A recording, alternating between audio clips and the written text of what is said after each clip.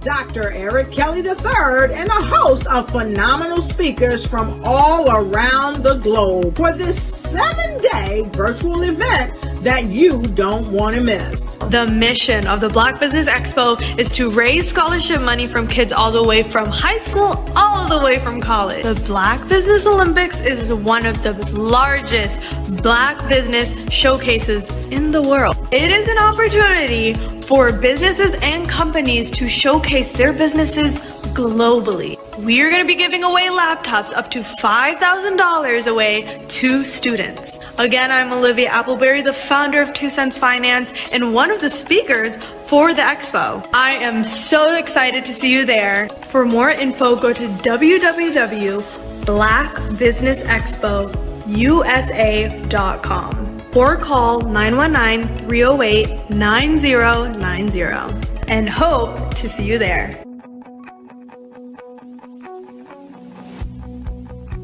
I am Black Business. From the moment I wake until the time I sleep. Yes, I am Black Business. I am Black Business. Tell me, are you Black Business? I am Black Business. Do you support Black businesses? Listen, I support Black business because I am Black Business. Black Business Expo, one of the largest business showcases in the history of Black business in the world. The world! Sign up today at www.blackbusinessexpousa.com or call 919-308-9090. I am Black Business. I am Black Business. From the moment I wake until the time I sleep, I am Black Business. I am Black Business. Are you Black Business? I am Black Business. Do you support Black businesses? I support Black business because I am Black business. Black Business Expo, one of the largest business showcases in the history of Black America in North Carolina. Sign up today at www.blackbusinessexpousa.com or call 919-380-9090. I am Black Business. I am Black Business. From the moment I wake until the time I sleep, I am Black Business. I am Black Business. Are you Black Business? I am Black Business. Do you support Black businesses? I support Black business because I am Black business. Black Business Expo, one of the largest business showcases in the history of Black America in North Carolina. Sign up today at www.blackbusinessexpousa.com or call 919-380-9090. I am Black Business. I am Black Business. From the moment I wake until the time I sleep, I am Black business. I am Black business. Are you Black business? I am Black business. Do you support Black businesses? I support Black business because I am Black business. Black Business Expo, one of the largest business showcases in the history of Black America in North Carolina.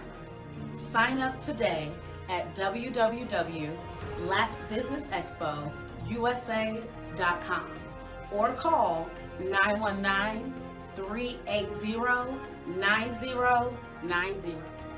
I am Black business. I am Black business.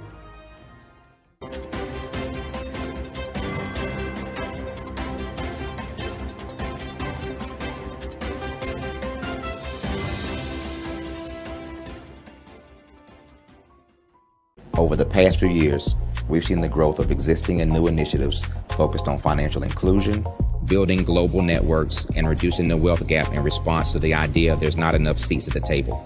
Whether their outcomes are to increase the representation of Black executives on corporate boards, ensure an inclusive global economy, or to create new U.S. African commercial pathways, the strategies are often carried out by separate programs. The question is, should they be? With the continent of Africa being home to more than half of the world's fastest growing economies, the youngest workforce, over 400 companies generating more than $1 billion annually, 700 generating more than $500 million annually that are poised for growth, and being the destination of nearly $5 billion in venture capital in 2021. Diversifying U.S. and Africa commercial engagement by building bridges between African businesses and their U.S. diaspora should begin being seen as mutually beneficial. From helping to reduce Africa's enormous capital gap to catalyzing two-way trade opportunities, the COVID-19 global pandemic hopefully has taught us that global challenges and opportunities are more interconnected than we thought. During the pandemic, African companies like Unicorn Flutterwave, insurance provider Reliance Health, ride-hailing app Yasir, and 54Gene, the continent's first bank of DNA on people of African descent, proved that when African companies have access to networks, capital, and information, they grow big, grow fast, and create solutions that are valuable to the world. This is why BDirect was created. We are the first U.S.-based but African-centric board preparedness and board search company designed to connect U.S. Black talent and corporations to African businesses. Unique and fundamental to BDirect's success is our process of helping board candidates adapt their experience and networks to an African context before they're connected to high-growth companies that are looking to locally and globally scale. From our focus groups with African business execs and government leaders, we don't ignore the sentiment that business is easy, but people are hard. Having a pool of board candidates with hard-to-access networks and extensive experience across the business life cycle, including successfully raising capital, is table stakes for an initiative like this. So yes, we have that. But corporate or entrepreneurial success in the U.S. does not guarantee success in Africa.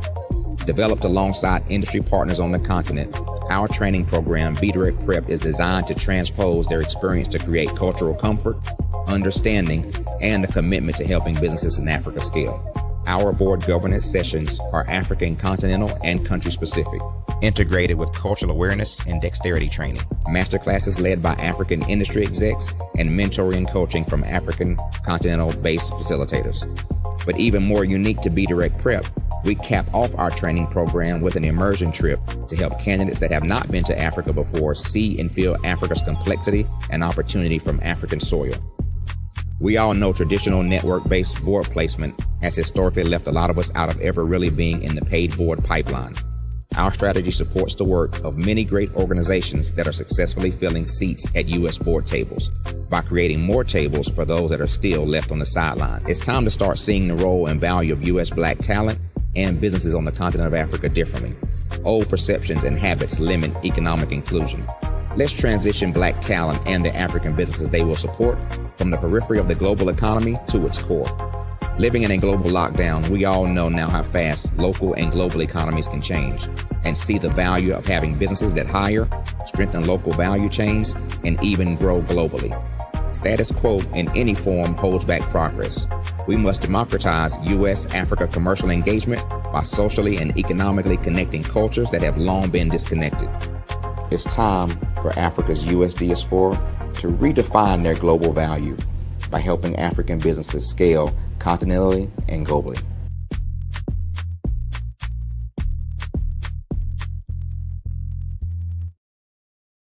I was born in a little village on the island of Haiti. Many deadly diseases pounded me. It is as if they were on a mission to end my existence on this earth. I refused to give up. In 1983, I left Haiti and came to the United States of America. And I came with $5, 2 shirts. I didn't speak any English. I came to Atlanta. I got a job. I was a doorman. I was a doorman with a dream. What I used to come on stage. I'd rehearse this moment that I'm standing in front of you. That's the power of a dream. Maybe today is the day you begin acting as if you already have it. And then step out with full force. Take a risk. No condition is permanent. Don't let your situation distract you. You are chosen. You are called. You are born for a purpose in this life.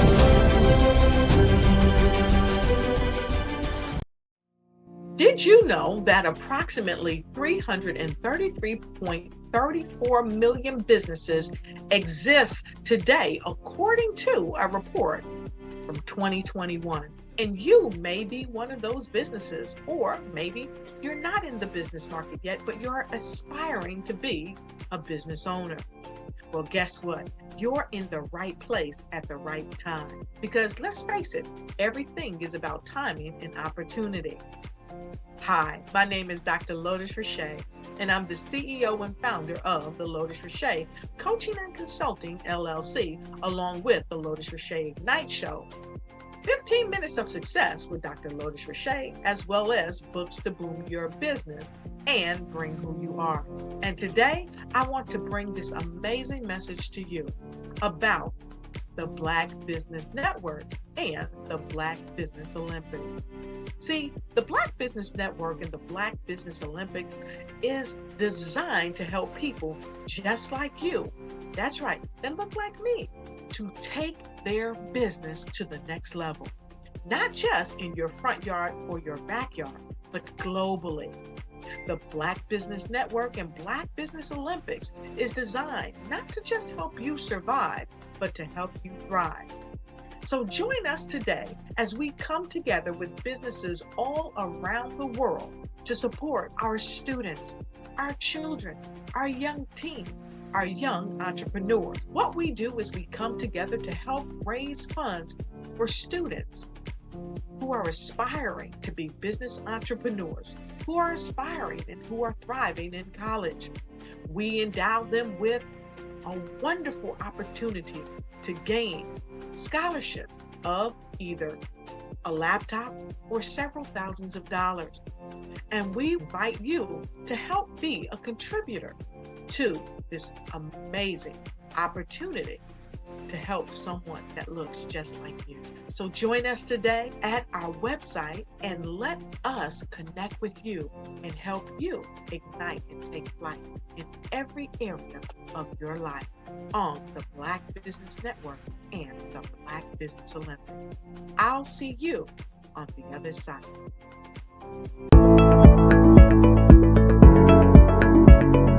Prepare for what's coming and dominate in economic winter. Stand strong and thrive by showcasing your great products and services globally through the Black Business Network and Black Business Olympics. The Black Business Network has showcased over 2,000 companies with over $7 billion in sales each year. Over 10 million attendees have viewed the rebroadcast each month.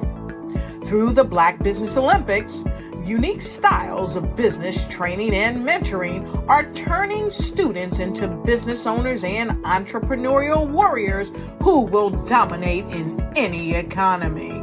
Gain the ultimate advantage of the Black Business Olympics, 7 days of unbelievable topics and speakers speaking around the globe. Donate your time and experience to provide expertise and scholarships to students worldwide and change the world.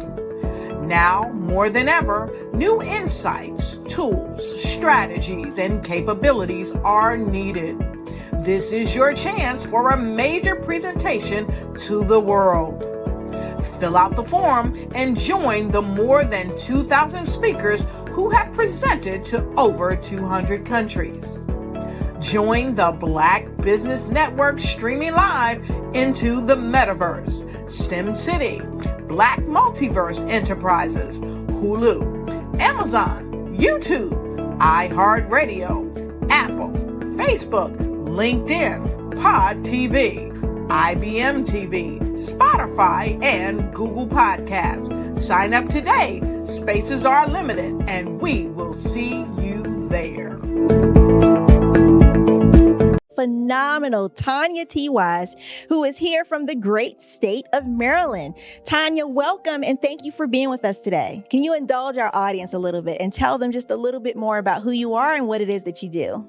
Well, I love being able to talk to people and have a magnetic attitude, being able to just show them. So I always like to say, level up is Coach at Tanya T. Wise here. So can you tell our audience, just give them a teaser about what your presentation will be about? So my philosophy is that we should all be living our dream life.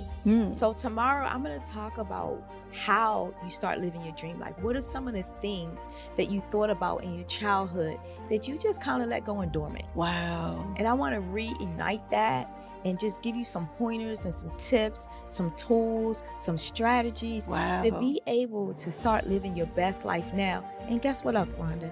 And leave an inheritance for your legacy. Oh my goodness. Okay, I know that's resonating with a lot of people. I've heard that you have a dynamic coaching program. Can you tell us a little bit more about that? Absolutely.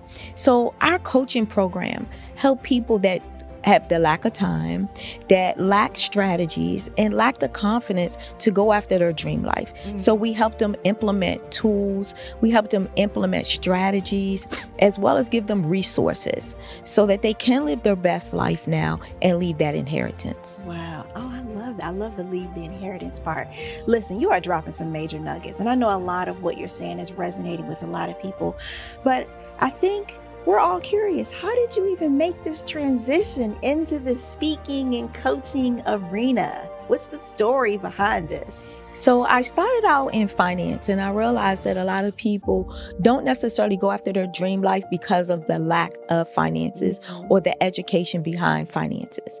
But it wasn't until I lost my firstborn, my only son, that life changed for me. And where I was going after it all, living the corporate life, hit my 6-figure income and living in my dream house with my dream man, driving my dream car. I nearly lost it all when I lost my son. And so I realized it only takes one financial catastrophe that can change your entire life. That's what made me start All New Beginnings. Because no matter what's going on in life, there's a new beginning. And because of that, we develop a program called Wise Minded. My little slogan is, don't just dream it, let's live it. If they want to connect with you or work with you, what is the best ways for them to be able to do that? Well, for my social media guru, you can connect with me on every single social media platform as Tanya T. Wise.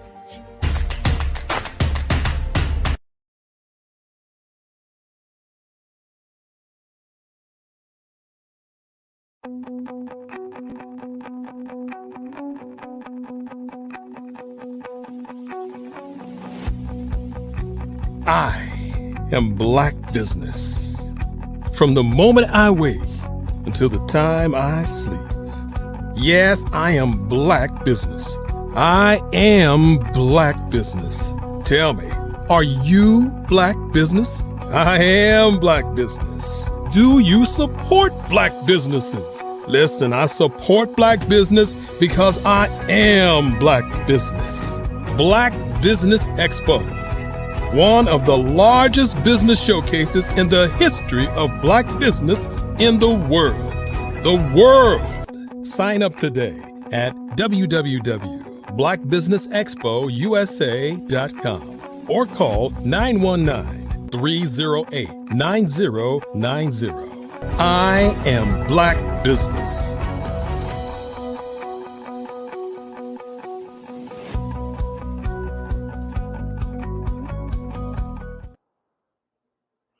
Good day, business owners, entrepreneurs, thought leaders, and corporations. Welcome to the Black Business Network. My name is Janet Slade Butler, and I'm the owner and founder of Crafted Right from the Heart. I am a serial published author, poet, writer, educator, and motivational speaker. You can find my work on all social media platforms, and my books are located on Amazon. Simply type my name in the search engine line or one of the titles of the books that you're interested in. I'm your business moderator today on the Black Business Network. The Black Business Network is a 24-hour business network showcasing Black businesses, business owners, entrepreneurs, and thought leaders all worldwide. We have had speakers from London, Singapore, Africa, Japan, North Carolina, Chicago, New York, Los Angeles, and all cities all over the United States. The Black Business Network is a global community, sharing its business knowledge to empower, inspire, and educate businesses about businesses. Today, we'll be doing a fireside chat with Mrs. Kathy Greggs. She is the CEO of Fayetteville Pact Organization. Kathy Greggs is a resilient U.S. Army combat veteran and a survivor of military sexual assault. She's played as a transformative role in the shaping Army policies for emotional trauma victims. Beyond volunteering at the Connections of Cumberland and excelling in leadership roles, she has received recognition, including the 2022 A. Philip Randolph Institute Community Leader Award. Kathy is a CEO of Fayetteville Pact Organization. Committed to advocacy, Kathy serves in key positions related to domestic violence and women's rights, actively championing and reauthorization of the Leitberg Amendment and advocating for the Violence Against Women's Act. Additionally, she has served as a rape crisis advocate, ensuring sustainable infrastructures and disenfranchised communities, and assisting victims of domestic violence and sexual assault. Her dedication extends to ensuring that government agencies leave no one behind. Today, I will present to you Mrs. Kathy Greggs. Hello. How are you? Thank you for having me. Fine. Thank you so much for joining us today.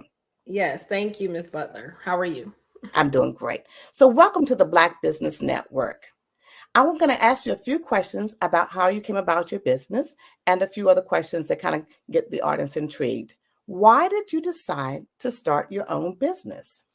Well, actually, me and another activist, Sean McMillan, are the co-founders of Fayetteville Police Accountability Community Task Force, which is a 501c3 nonprofit here in Fayetteville, North Carolina.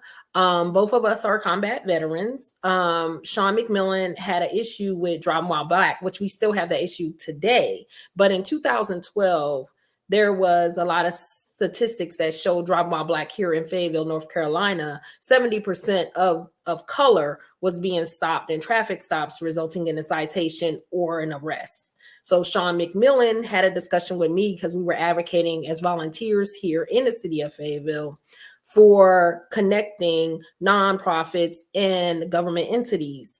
So when we met, he had a discussion of, hey, we should probably start something with police accountability.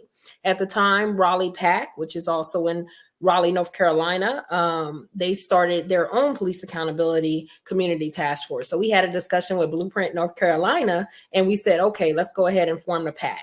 So we formed it in 2015, but we didn't get established until 2016 due to training for a whole year on safeties of community activism. And we also did training on stats and understanding what policing is, understanding safe communities for Black and Brown communities, liberation, and reimagining Black and Brown communities when it comes to the infrastructure and taking out the ecosystems that bind us and put us in jails as well as school to prison pipeline. Wow. I can definitely see why we are needed. And you came about the structure of the business in that avenue because it's definitely something that's definitely needed, and to look forward to encompassing more information about that. Another question, what advice would you give to someone just starting their own business?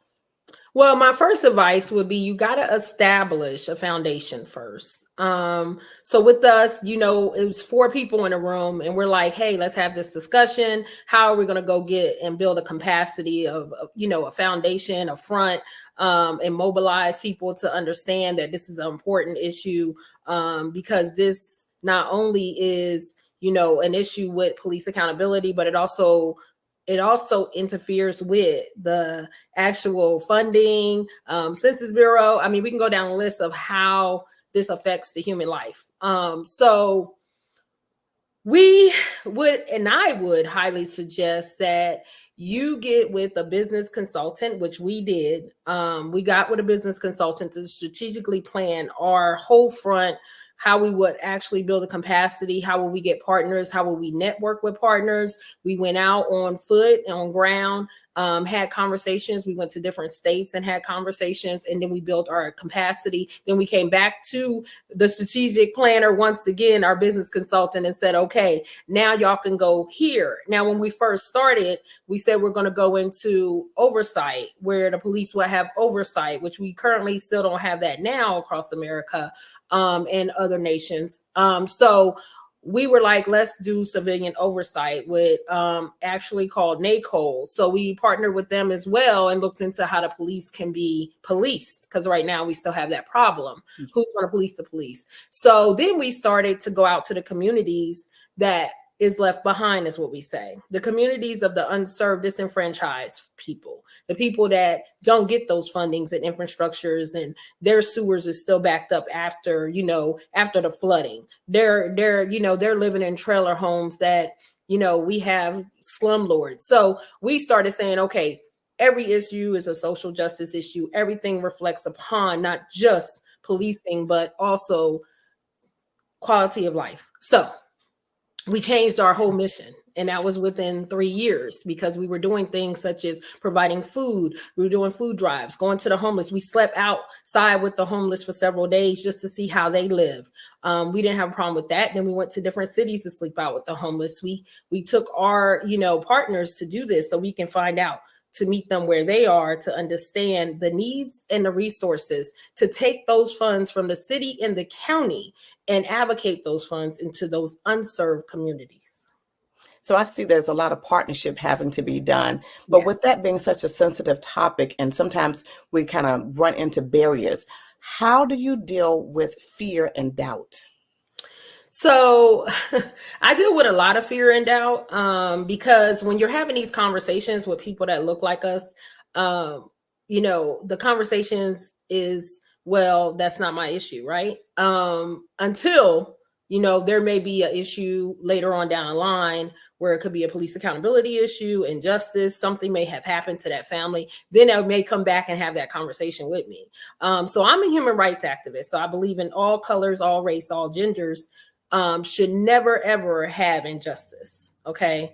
Sean McMillan is the co-founder, and he believes, of course, in reimagining safer communities without having jails and without having the police. So me and him with some kind had this little, okay, well, I believe in this, I believe in that. So even internally, we would have these conversations, but then we will have the conversations of, well, guess what? Let's have common ground. Let's find out what it is that we can do together, how we can work together to make this happen, to make this work better, and for the betterment of the community people. So the barriers that I have been through, of course, is, at the General Assembly, having conversations with politicians that's like, I help, and then 2 weeks later, you don't hear anything from them. And of course, these families are still without justice, still without, police accountability. And then we provide resources for those families, not only just, making sure they have attorneys, but we also give them therapy, confidential. We have a pastor on our board. We also have a therapist on our board. We have a private investigator, and we also have reentry individuals on our board. So we have board members that can provide those resources for free. There's no charge. We're not paid. So everything we do is for the community. That's what public service is. So Absolutely. those barriers are really hard, especially when you're doing it for free, because some people's like, you don't get paid for this. Why are you doing this? So we started because we said we wanted to serve the people the right way. You see a need and it needs to be filled, and you stepped up to the plate. I really applaud you for those efforts. And I know it is a community effort, but where do you see your business in about 5 to 10 years on the track that it's now? Well, right now, because the rise of AI, I personally, and just like you are an author, I wrote a book myself on a memoir, but I wrote my book in reverse. My book is written based on the present and how it looks in the future with advocacy with AI. We see AI right now rising everywhere, right? And we also see AI where they actually are doing, being attorneys on websites. So you don't even have to hire an attorney at this point. They have artificial intelligence doing it. You also have artificial intelligence in other countries that's actually teachers and principals. You have artificial intelligence in Amazon, so we're talking about 430,000 jobs or even more than that will be lost. So my book is based on, and it's called The Mother, the Soldier, the Activist. And with this book, I discuss how the rise of AI, how it affects me, not only as an activist or advocacy, right? But it's going to affect everyone's job, including therapists. So the question will remain, do we go forward? So when you're asking that question, how does it look 5 years from now? Well, we have to wait on the technology to determine that, because we may not be in those rooms anymore to assist in the process of justice. We may actually have an AI that's doing that. And then we may not be wanted at all, because the AI may show the surveillance of the police. The AI may actually hold the police accountable, the human police accountable. So how does that look, and how does it affect the Black and brown people? Well, it affects us a lot, because we're going to be left behind again when it comes to economics. The economics of AI affecting all communities. So when you ask that question, I'm going to be honest with you. What answer can I really give you at this point? I don't really think any business can give you an answer based on the fact of how AI is really rising, because we're losing not only employees, but also the businesses are losing their own economics because of it. Right. It's so difficult sometimes to keep up with this technology. And like you said, things are going more robotic, so they're kind of replacing people. So you kind of segue into my next question, because I already asked you about how you saw the business in 5 years from now, which is kind of a trajectory that you project on it. But it's like you said, it's kind of impossible to do that. My other question was, how does your business look different from back then to now? But you've already also answered that. We're talking about the robotics aspect of it and the AI and how it is transforming the way we look at things and the way we take on different positions, and they're replacing us. So with that being said, how do you set your business apart from others that are in your industry? Well, with my business, I have consultants and I have an inner circle that we have discussions on how can we move forward? How can we adjust with this, evolving technology, and how does it look? Even in the, criminal justice system, will there be judges as human beings, right? So, and then the fact that we have so many activists and advocacy groups here in North Carolina that we're partners with, some of these activists are salary paid. This is their livelihood. Yes. So when it dissolves and you're no longer needed, like, how do you live, right? So that's questions also that we should be asking. Now, when we're talking about the actual barriers of how we look in social justice for artificial intelligence, well, how does it look even in the churches, right? So people may want to actually have a better relationship with the artificial intelligence because they may feel like they trust them more than they trust a human being, right? So that is something that we have to ask ourselves, because guess what? Every day, about 80% of the time, you're on social media somewhere, and you're letting them know what you're doing every time. So when you say we don't want AI, AI is everywhere you go. It is. The algorithms are also testing us and getting into our information before we even really put it out there. Because sometimes I feel like they're in your mind, they're thinking of things that you're already thinking about. You suggested or you look up something and it's there. And so when I look at that piece of it, and you're talking about AI taking over and taking the feelings and the emotions out of it, that would cover the robotics piece of it, because they're strictly going to do what robots do. But sometimes you need that emotion there to drive your next step. So we're thinking about that. What would be the hardest part about being an entrepreneur at this point?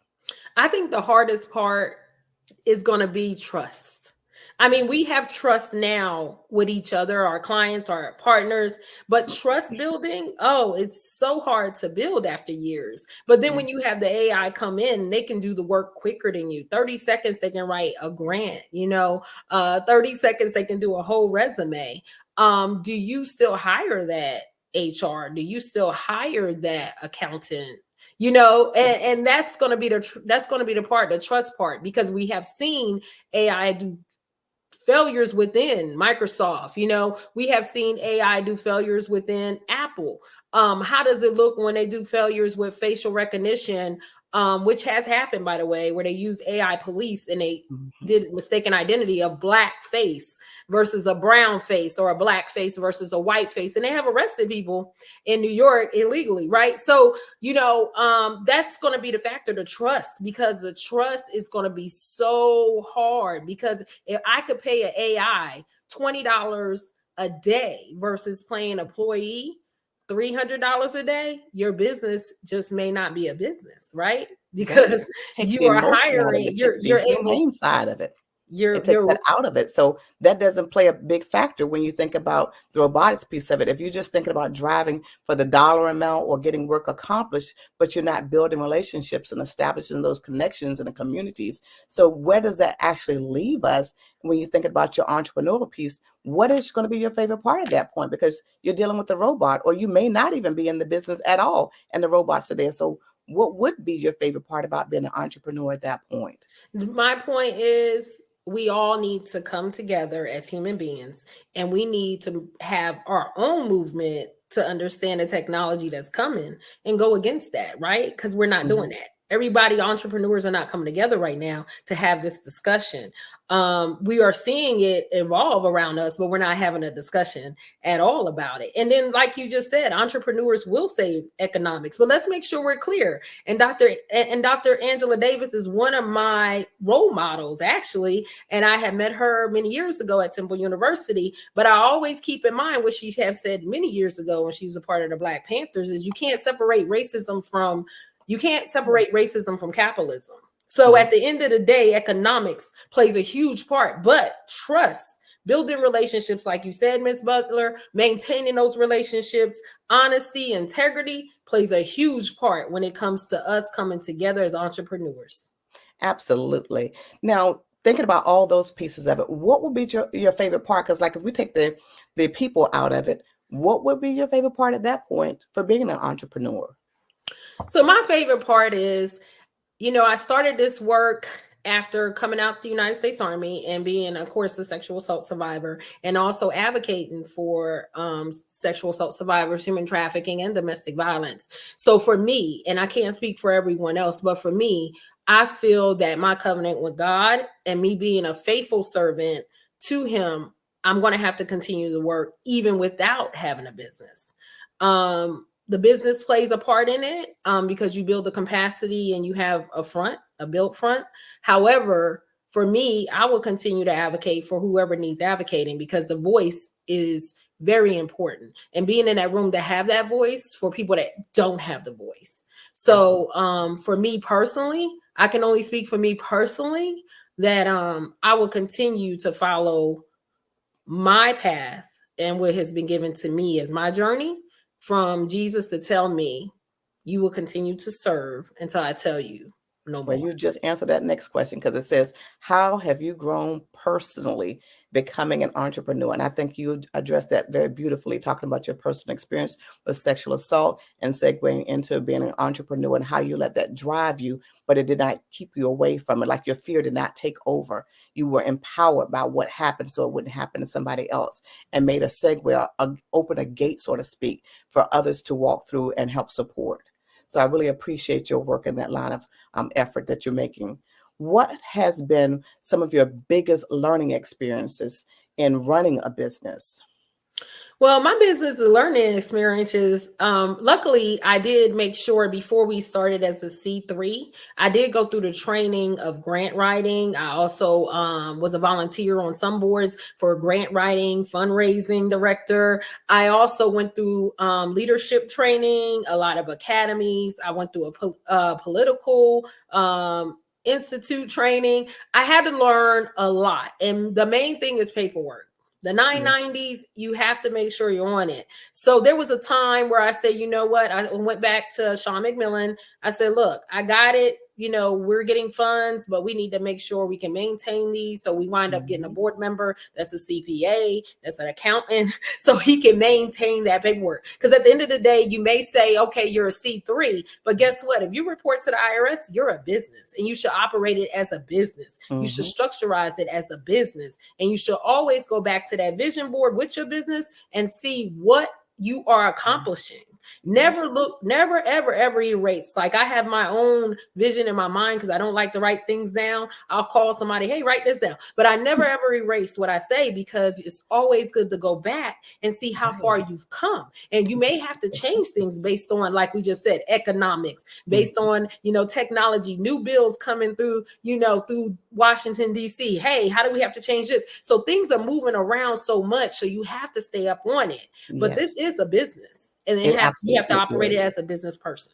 Absolutely. And I definitely understand about dotting I's, crossing T's, and leaving that paper trail, because minds kind of fade, people come and go, and things change along the way, like you said, with this, definitely with the technology piece of it. So having that paper trail to make sure that things are in place and I's are dotted and T's are crossed, so that way you're not in trouble by any means later down the road. Or if it's something that you need to change, you'll see where you came from in order to go where you need to go. Yeah. So with that being said, what are some of the things that you would not compromise as a business leader? I would never, ever compromise my integrity. And I would definitely never compromise my integrity. I said it twice. So, being a United States Army combat veteran, being in charge of soldiers, they instill that in you. And then also, I mean, I'm not like everybody else. Both of my parents were in the military as well. So it was instilled in me very young that integrity, honesty, and trust is the main factors that evolve around me. But definitely, I would say integrity 4 times, because without integrity, you will not get trust, and you definitely are not honest. So you can put those two together. But integrity is something that comes from not only within, but also, pours out, and you can teach other people about integrity. But let's make sure we're clear. Everybody's morals is not the same, right? Everybody's, honesty is not the same. To some people, a lie is honest, right? So you have to debate that as a business owner. Hey, do I stand with this nonprofit, even if they're doing stuff by taking funds from grants, but not utilizing it in a community? And believe it or not, I have dissolved relationships with nonprofits that do that. I also have been talked about badly, of course, because I choose not to indulge in only the Black community building, right? I indulge in all community building, including LGBTQ. Okay. And also the Mexicans, right? So the thing about it is, I have been humiliated, and that's part of being a leadership. I have been arrested as a part of, being a leadership, because, this work and being an advocate and activist, you have to understand that you have to stand strong in the integrity for the people of the unjust. This is all they have. You're the only hope. And if you're not going to do it, I tell people all the time to step down. So I have no problem with saying I can't be in partnership with you because you choose a different route than me, or you are utilizing funds or advocating or using faces, like we have seen even with Black Lives Matter, using faces to get funding. And I will not, nor will I allow my business to do partnership with people like that. It sounds like that you're all inclusive, all encompassing, and you already set your standards. You keep your values at the core of who you are. And that's the most wonderful thing, when you can actually stand on what you say and actually live by that, but also carry it out in the business aspect, because there's so many times that we end up changing our avenue for that good old green dollar amount. It kind of sways you. And I'm glad to know that you're standing on your, on your stamina and your integrity and keeping your word for yourself as well as the public that you're servicing. Now, Ms. Butler has hurt me. There was time I was almost crying because I got offered a grant. I was like, oh no, I can't take this because of what the grant consists of. I can only advocate for this group. I'm like, oh no, Pacific groups. So now don't think I didn't look at that money like, oh, but no. But the thing about that is that money. But I couldn't do it because once again, integrity. See, all that comes back with integrity and trust and honesty. And there's no way I could tell a family, yes, I took money based off of your son and advocated for your son and nowhere were they around, right? And you never have to look over your shoulder. You're living your truth, so you never have to look over your shoulder and wonder when it's going to catch up with you. That's the biggest thing about keeping to the line of integrity of who you are, the core essence of your being.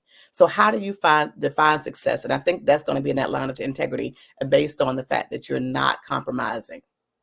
Well, I find success this way. Anytime I could sleep at night without chaos and knowing that I did the right thing by people I didn't even know, knowing that I helped that person that I saw on the street and didn't even know him, knowing that I assist that person that was going through, getting beaten by their husband every day, or, Fayetteville Pat going to go pay rent for a family struggling in a hotel here, or putting a security deposit. So my business is successful, and I'm successful because I did what I was supposed to do as a servant of God. Yes. Now, who is your biggest role model? And I think you just answered that question right there. Yes. My biggest role model, of course, is, the Lord Jesus Christ. But also, I look at different advocates around here. I follow a lot of advocates. But I also know that there's some levels that I know that, you have to understand, where the rubber meets the road. So there's a disagreement and there's an agreement in a conversation, but yet and still, we're still here to do the work. But for me, Dr. Angela Davis is one of mine. She shows resiliency. Even for her to go in front of the courtroom and go against the FBI itself is big, right? But also, I just want to say something too. My children are my role model. And this may be weird to some people. And I say that because I inspire them. I make sure that they understand that you also can be in the system. You also can be a part of the criminal justice. So regardless of how you lived in your life, regardless of what me and your father have done, at the end of the day, you must understand that humanity cannot exist without each other. So we have to make sure that we know we're connected, no matter what race, gender, or sex we are. And everyone has to help everybody, because the only reason why we're on earth is because we're supposed to love thy neighbor without judgment. Absolutely. And I'm definitely on board with you about looking at your child as one of your role models, but they also look at you as a role model. I firmly believe that we're here to raise children. And with that being said, they're not a whipping board. They're not a sounding board for those kind of things. We're guiding them to be the person that they're going to be, because the DNA comes from both the mother and the father. And when you look at that, there's two different people coming together from two previous different households, making one household, one person. So that person has to now veer off and figure out who they are. So I appreciate that piece of it, looking at your child as part of your role model, because I try to accept the example as well. And that's a large platform to stand on as well. So at what point did you look at your business and then consider that to be a success? Well, I looked at my business maybe about 3 years ago and considered a success because 3 years ago, while we were going through the COVID, well, we're still going through COVID, let's be clear. But while we were actually advocating for our jail here, because during COVID time, our jail, our sheriff that looked like me wasn't allowing inmates to get tested. They were thrown in positive pods with negative people. We had a lot of issues here. And what happened was there was no mask provided. Even though there was this whole COVID funding, our elected official, our sheriff, in its right, chose not to provide those masks. There was even a comment where he said, well, we're going to hope that people don't get arrested during COVID, right? So I think it became successful then because we actually had to call all our partners to go in front of this jail to advocate for the people that's in jail, right? And who are we to treat people inhumane, right? Who are you to pass judgment? So I think it became successful then the most because that's when we got to see all our work for all these years when we started in 2016, that everybody came together, all groups from everywhere, like, hey, this can't happen. People are human beings and they should be treated the same way. And we wind up getting those masks. And we also wind up getting body cameras with the sheriff department, and that funds was already given to them in 2018, right? So I'm just using that as an example of the fights that we had to go through. And we just recently went through the fight of American Rescue Plan funding and making sure that it went to all the Black and brown infrastructures like it's written, because this money expires in 2024, this year, December 31st. So we have $45 million in our city and $65 million in our county. And these funds will go back to the federal pot if they are not used.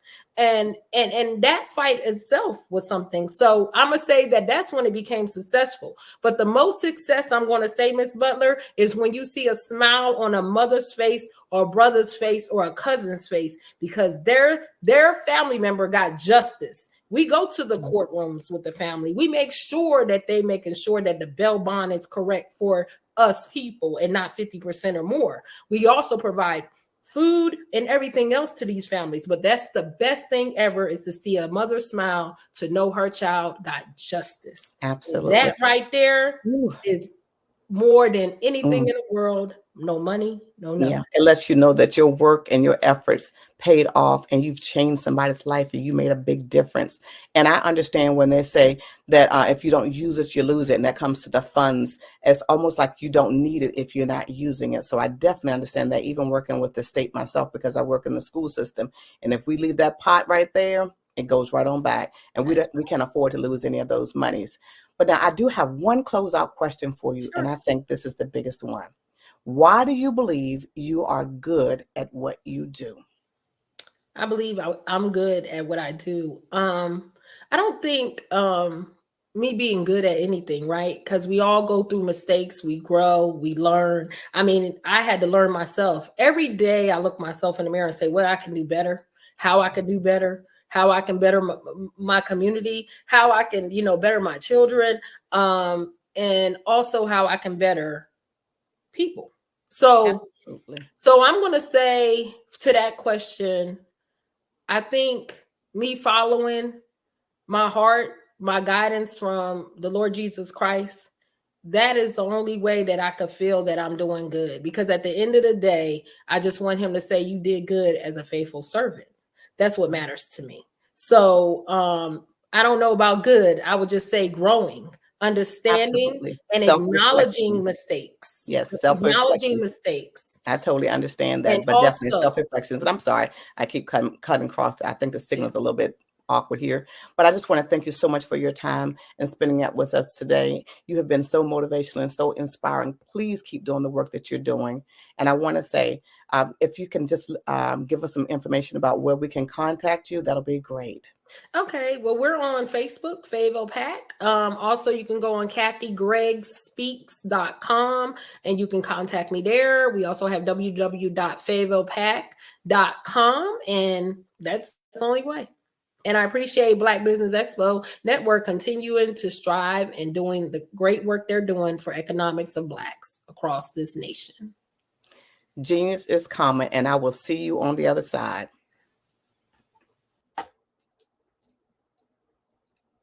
The Black Business Expo mission is to raise funds for high school seniors going to college or K-2 entrepreneurs. This expo is a fundraiser for students. You may go to www.blackbusinessexpousa.com to donate to the scholarship fund or use the Cash App that's on the screen. And that number, Cash App is going to be $BBBXUSA. Our goal is to give laptops and up to $5,000 to 10 students. Students can register online at www.blackbusinessexpousa.com.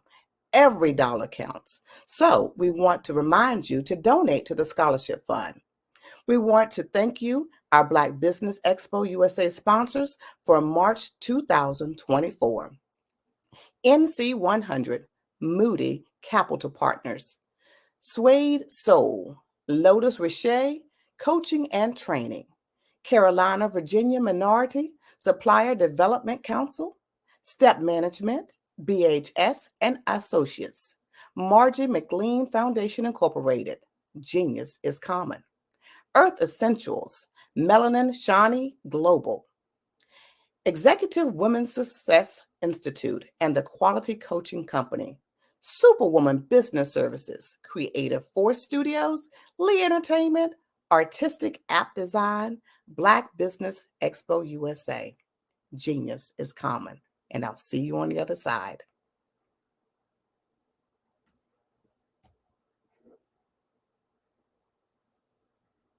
I am from Washington, D.C., but I was raised in Durham, North Carolina.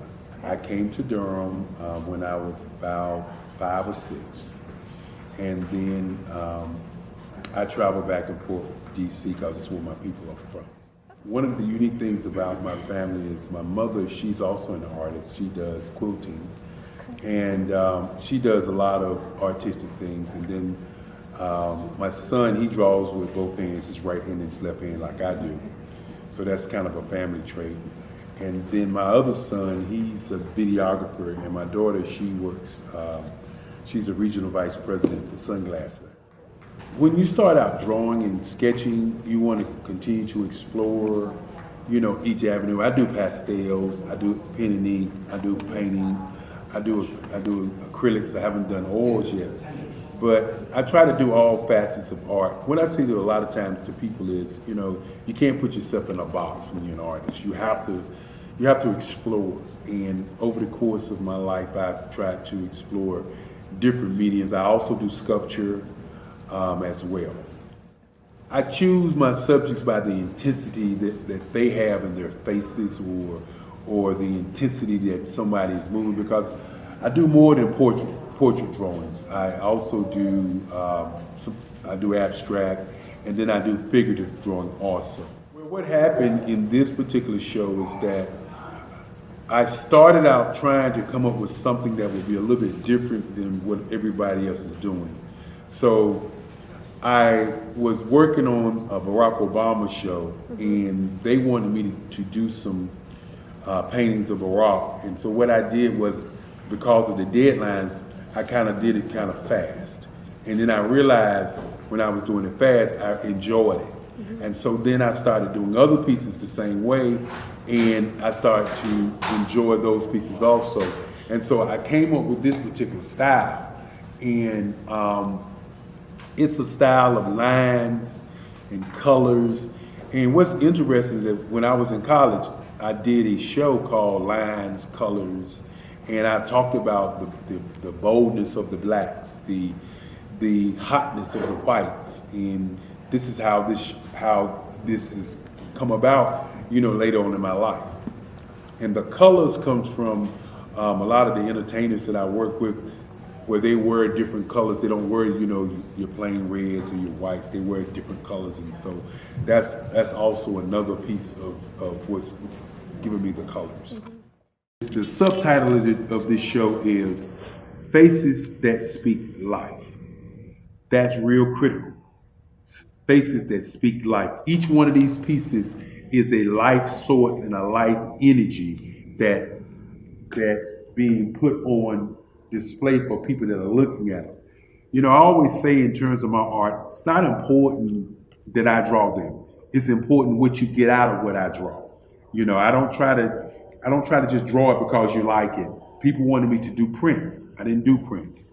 People asked me to do different people, but the people that I choose are people that make a difference in the lives of people in the world. So the human landscape idea was, again, as I say, the lines represent your emotions, it represents your ideas, and it represents your journey as a human being. And that's why you get the different pieces and the different looks.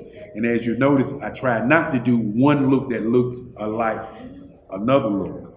And that's what's the most important part of this show.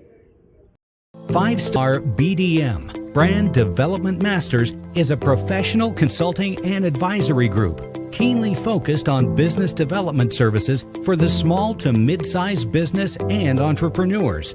Although every business is unique, they often share business development challenges that can be addressed through smart branding. Services include process improvement and operations, digital strategy and transformation, business intelligence, digital marketing, and personal branding. Our business and personal branding company has helped a number of professionals and organizations to optimize and grow. This results in more business, more opportunities, better reach, positive outcomes. Visit www.5starbdm.com today to learn more.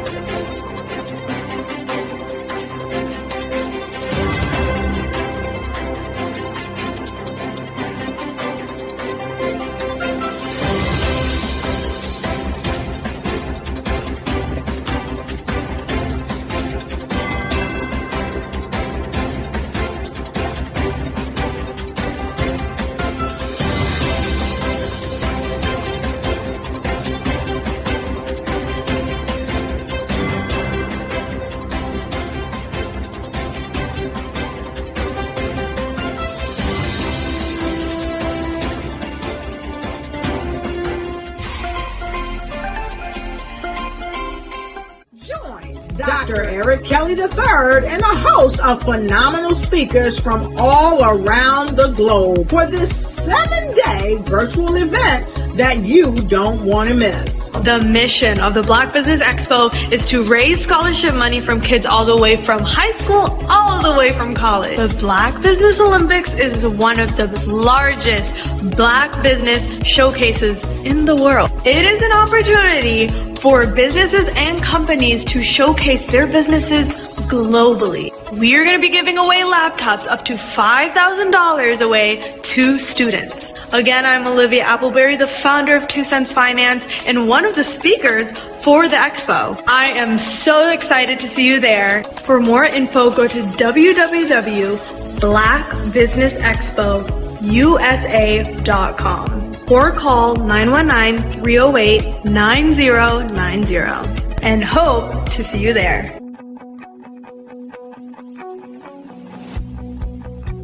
I am Black Business. From the moment I wake until the time I sleep. Yes, I am Black Business. I am Black Business. Tell me, are you Black Business? I am Black Business. Do you support Black businesses? Listen, I support Black business because I am Black Business. Black Business Expo, one of the largest business showcases in the history of Black business in the world. The world! Sign up today at www.blackbusinessexpousa.com or call 919-308-9090. I am Black Business. I am Black Business. From the moment I wake until the time I sleep, I am Black Business. I am Black Business. Are you Black Business? I am Black Business. Do you support Black businesses? I support Black business because I am Black business. Black Business Expo, one of the largest business showcases in the history of Black America in North Carolina. Join Dr. Eric Kelly III and a host of phenomenal speakers from all around the globe for this 7-day virtual event that you don't want to miss. The mission of the Black Business Expo is to raise scholarship money from kids all the way from high school, all the way from college. The Black Business Olympics is one of the largest Black business showcases in the world. It is an opportunity for businesses and companies to showcase their businesses globally. We are going to be giving away laptops up to $5,000 away to students. Again, I'm Olivia Appleberry, the founder of 2 Cents Finance and one of the speakers for the expo. I am so excited to see you there. For more info, go to www.blackbusinessexpousa.com or call 919-308-9090 and hope to see you there. I am Black Business. From the moment I wake until the time I sleep. Yes, I am Black Business. I am Black Business. Tell me, are you Black Business? I am Black Business. Do you support Black businesses? Listen, I support Black business because I am Black Business. Black Business Expo, one of the largest business showcases in the history of Black business in the world.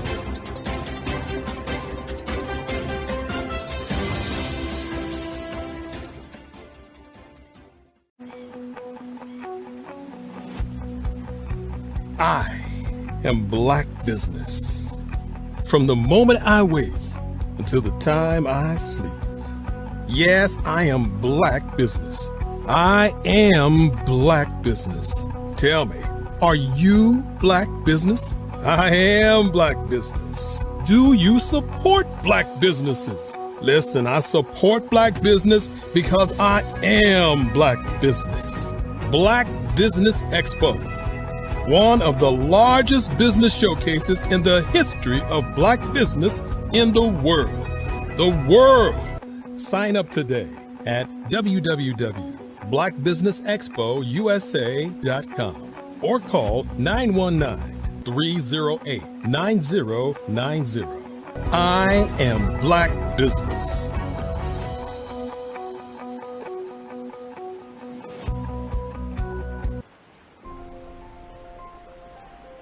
What if you could build your own city? A place where every child can find nurturing people to help them achieve their full potential. A place where every adult can access job training support, where health education is abundant, where social justice ruled the land. A place without limitations. Welcome. You have arrived at STEM City USA. It is what every city should be. A safe and trusted community where you find people and resources to help you become everything you are and beyond.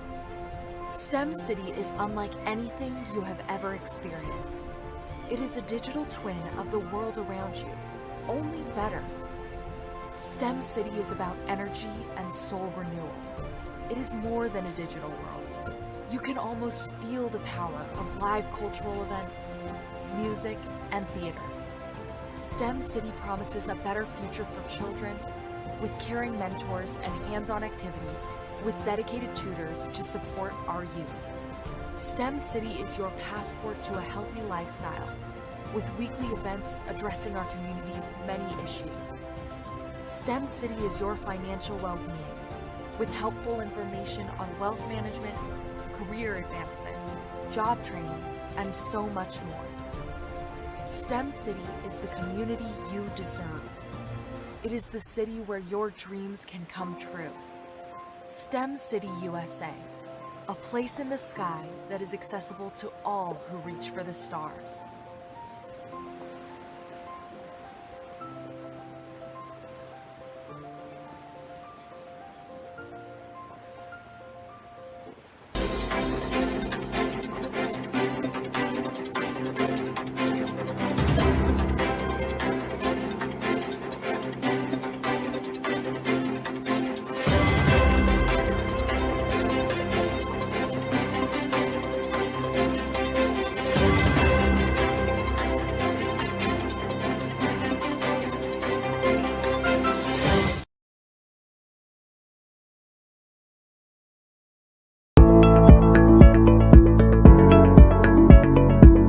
Prepare for what's coming and dominate in economic winter.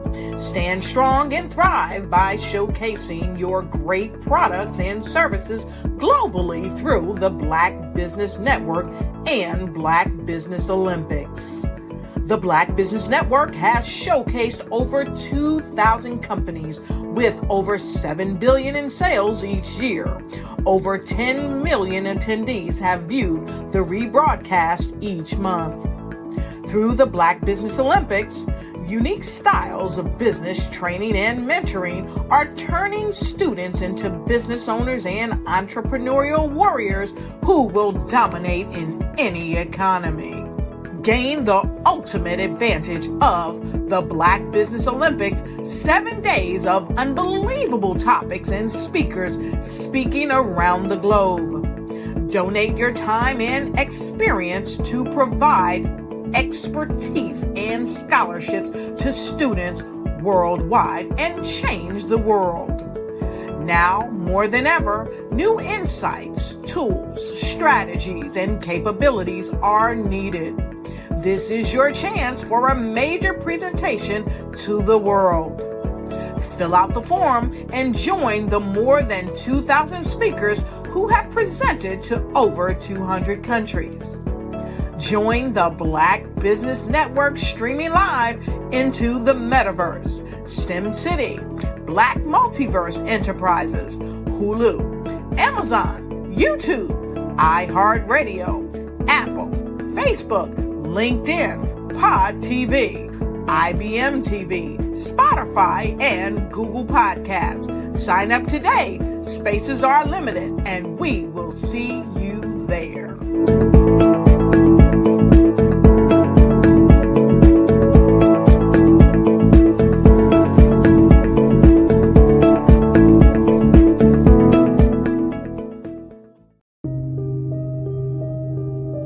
The Black Business Expo is changing my life.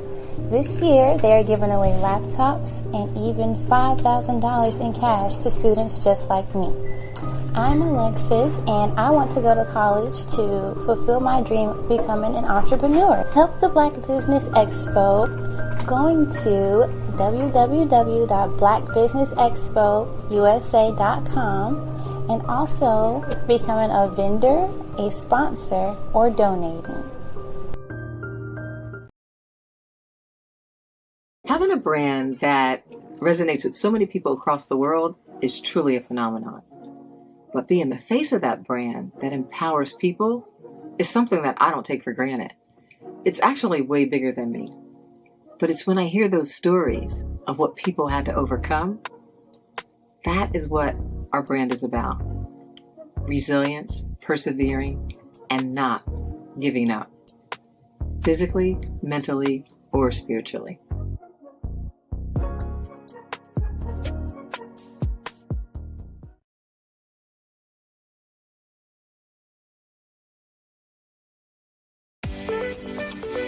You are in the right place at the right time. The Black Business Network opens again for its Black Business Olympics, a 24/7 broadcast on business, strategies, global branding, social media marketing, finance, advertisement, and much, much more. Featuring the top, most powerful entrepreneurs and speakers and thought leaders from all around the world as they gather together for this phenomenal event. Join the Black Business Network streaming live into the metaverse, STEM City USA, Black Multiverse, Pod TV, Roku, Hulu, iHeartRadio, Apple TV, YouTube, TikTok, Instagram, Google Podcasts, Facebook, LinkedIn, IBM TV, Spotify, and Twitch. Tune in today and be a part of this amazing movement. The Black Business Olympics welcomes you.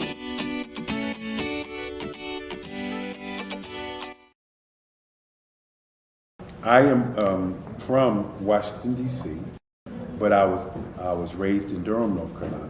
I came to Durham when I was about 5 or 6. and then I travel back and forth to DC because it's where my people are from. One of the unique things about my family is my mother, she's also an artist. She does quilting, and she does a lot of artistic things. And then my son, he draws with both hands, his right hand and his left hand like I do. So that's kind of a family trait. And then my other son, he's a videographer, and my daughter, she works, she's a regional vice president for Sunglasses. When you start out drawing and sketching, you want to continue to explore, you know, each avenue. I do pastels, I do pen and ink, I do painting, I do acrylics. I haven't done oils yet, but I try to do all facets of art. What I say to a lot of times to people is, you know, you can't put yourself in a box when you're an artist. You have to explore. And over the course of my life, I've tried to explore different mediums. I also do sculpture as well.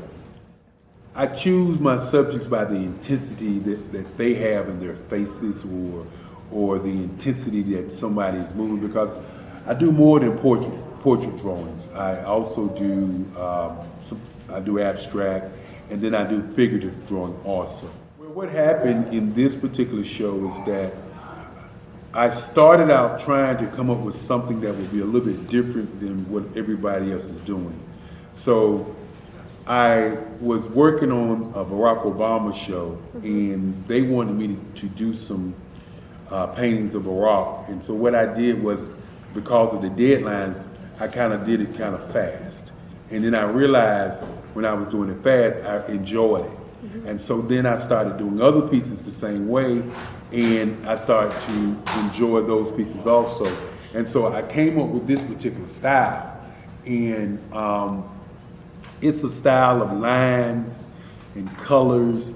And what's interesting is that when I was in college, I did a show called Lines, Colors, and I talked about the boldness of the blacks, the hotness of the whites, and this is how this has come about, you know, later on in my life.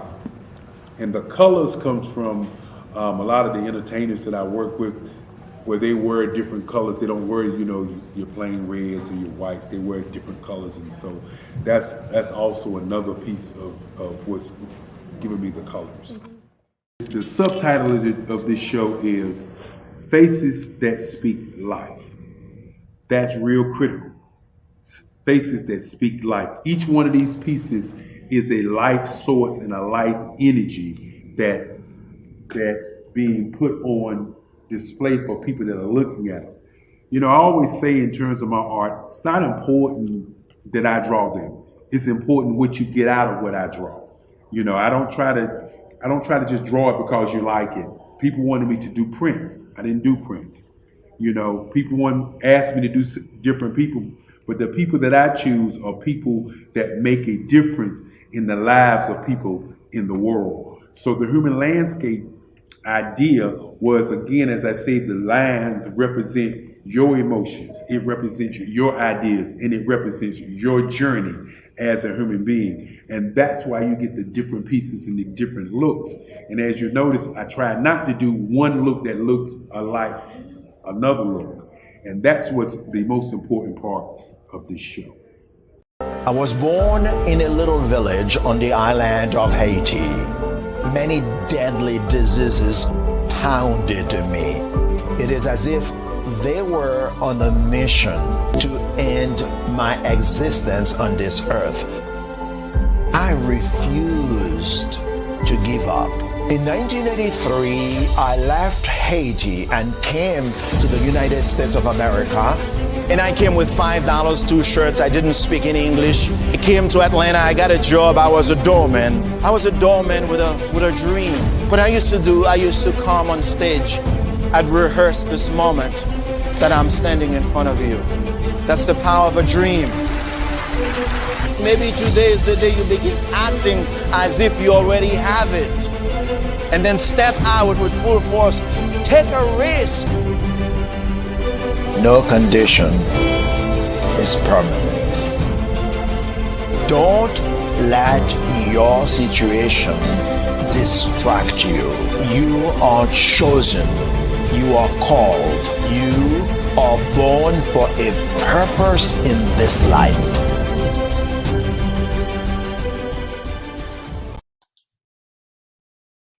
Hi, I'm Barbara Smith. Genius is common. My genius is executive coaching and professional corporate training. As the master executive coach and corporate training ambassador for the Genius is Common movement, I help business owners craft their stories in such a way that you know exactly what they do, what they have, and what they bring to the table. Many times as business owners, we are asked, so what do you do for a living? And we could be crushing in our businesses, but we're not quite sure exactly what to say in a short amount of time. Well, I help you take those stories that are the reason why you're in business and why you're so passionate about your business and craft them in such a way that people are drawn to you as opposed to being repelled by you. Because every conversation, every time you talk to someone about your business, you are excited about it. But are you really conveying what you do, what you have, and what you bring to the table? And do really people understand why you care so much and why they should care that you have the solution to their problem? Well, I'm here to help you with that. As a master storyteller, I can help you with your stories and spin them in such a way that they are intriguing and fascinating. People want to listen to you talk about your business. That's why at the Genius is Common movement, I am the master executive coach and professional training ambassador. That's my genius. And genius? Oh yeah, it's common. Sometimes you got to hear the news from the Black perspective, and more specifically, Black publishers. And that's exactly why you have to download the HeyTie app, the largest mobile app delivering breaking news, videos, and podcasts from 200 of your favorite Black publishers. Yes, 200 Black publishers delivering news as it happens, literally all in one app. Go to HAYTI.com or download the app in the Google Play Store or Apple App Store. It's completely free, along with information that you can trust, so go check them out. Social media is evolving. It's more vibrant, more colorful, more energetic, and so are you. It's not just photos anymore. It's video, it's audio, it's subscriptions. And now there's Fanbase, a new monetized social network. Fanbase delivers the complete native app experience with full content monetization for every user. No algorithms that shadow ban your engagement or growth, and no ads. Follow anyone for free and subscribe directly to your favorite creators for $4.99 a month. Plus, show some love by tipping on any post. Also, make a Fanbase page and monetize your content the same way. Finally, connect with your followers by posting the amazing content you already create. And now, get paid for it. It's time to energize and monetize, because everyone's a fan of something and everyone has a fan base. The Black Business Expo's mission is to raise funds for high school seniors going to college or K-12 entrepreneurs. This expo is a fundraiser for students. Please, you may go to www.blackbusinessexpousa.com to donate to the scholarship fund or use the Cash App at $BBXUSA. Our goal is to give laptops and up to $5,000 to 10 students. Students can register online at www.blackbusinessexpousa.com. Every dollar counts. Please donate to the Black Business Expo USA Scholarship Fund.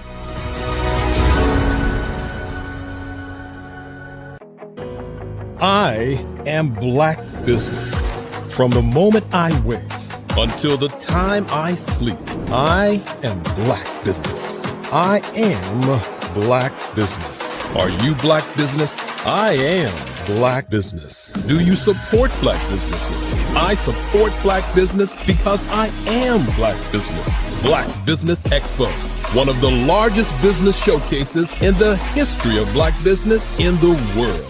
Sign up today at www.blackbusinessexpousa.com or call 919-308-9090. I am Black Business. Good day, business owners, entrepreneurs, thought leaders, and corporations.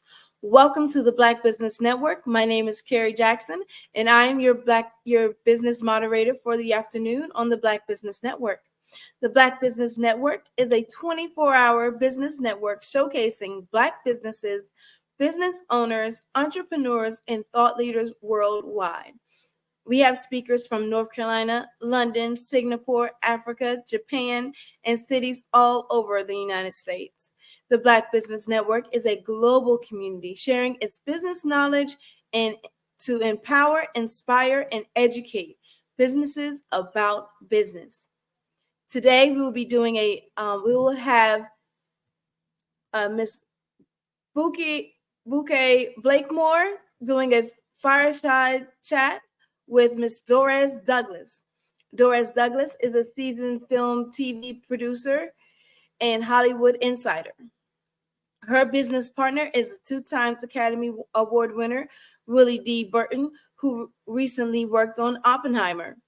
After 30 years of working with legendary actors such as Diane Carroll, James Avery, Paul Winfield, Douglas has mentored a number of creatives in the industry and currently offers her services as a consultant.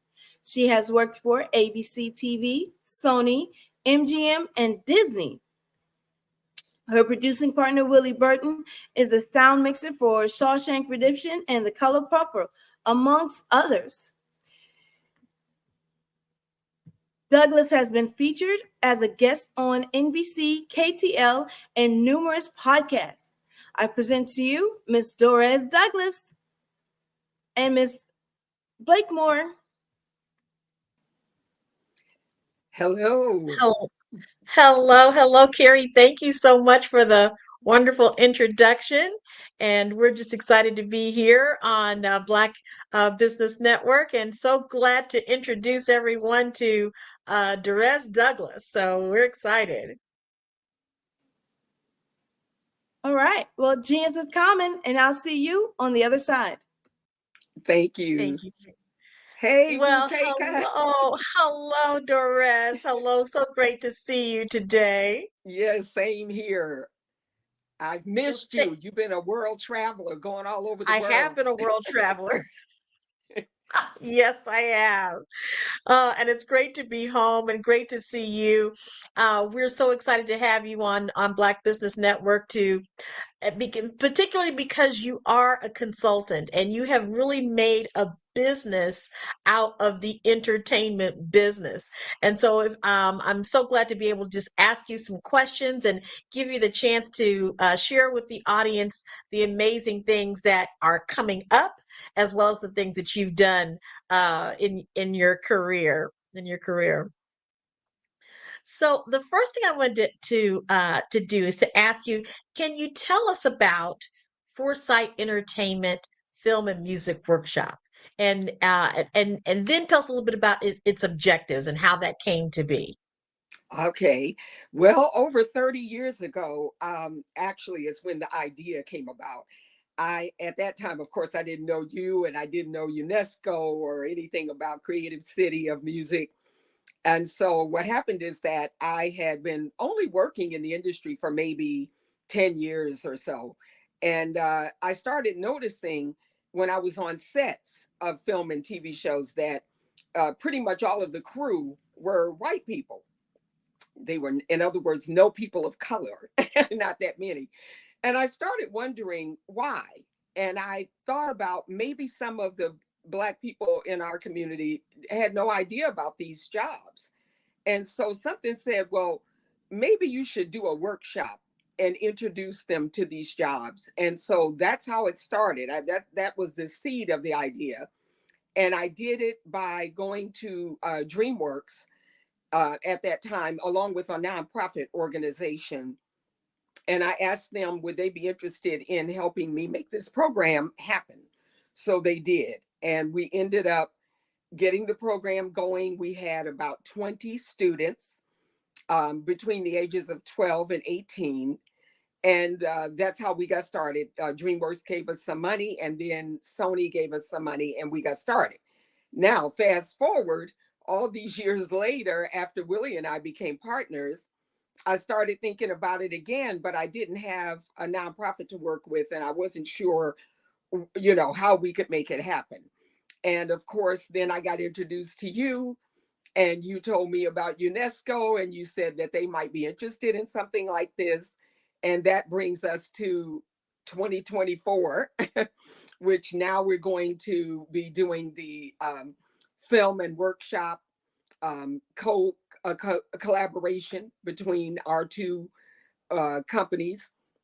And what we're going to do with that is we're going to work with young people who are 18 to 25. And the reason we wanted to deal with that age group is because they are old enough to be hired in the industry. So once we've introduced them to the industry, how it works, what jobs there are, what kind of skills you need to get those jobs, then our goal is to then help them find employment and get their careers going, those that choose to do that, get their careers going in the entertainment business. That is very exciting.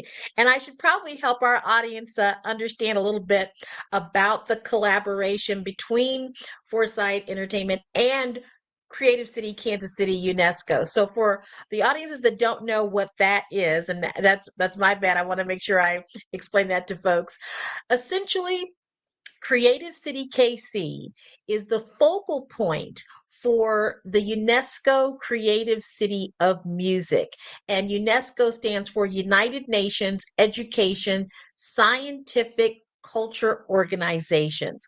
And so, as Kansas City is the focal point for music, we wanted to help people understand all of the capacities that music has with various types of other industries, and that film is absolutely one where those two worlds meet so beautifully.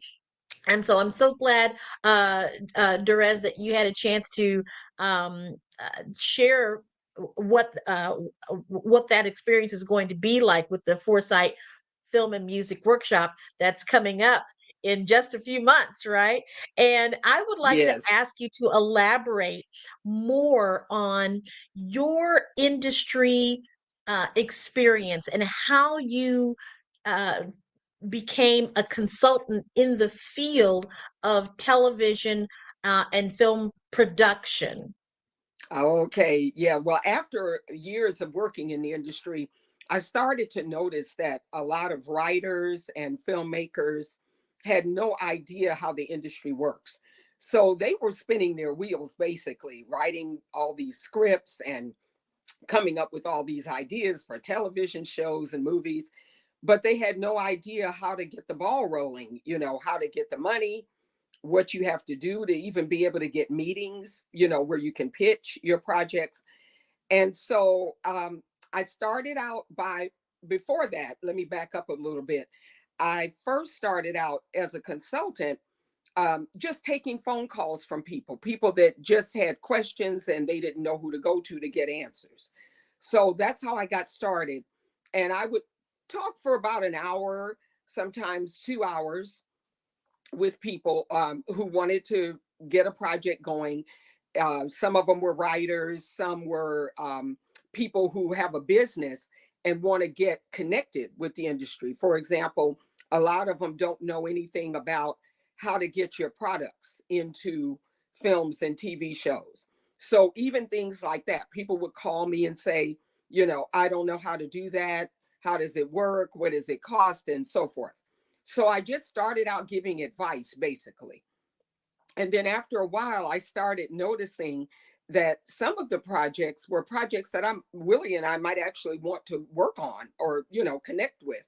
So we started out talking to people, we would read their scripts, and then we would advise them as to whether we thought it would be a project we could produce.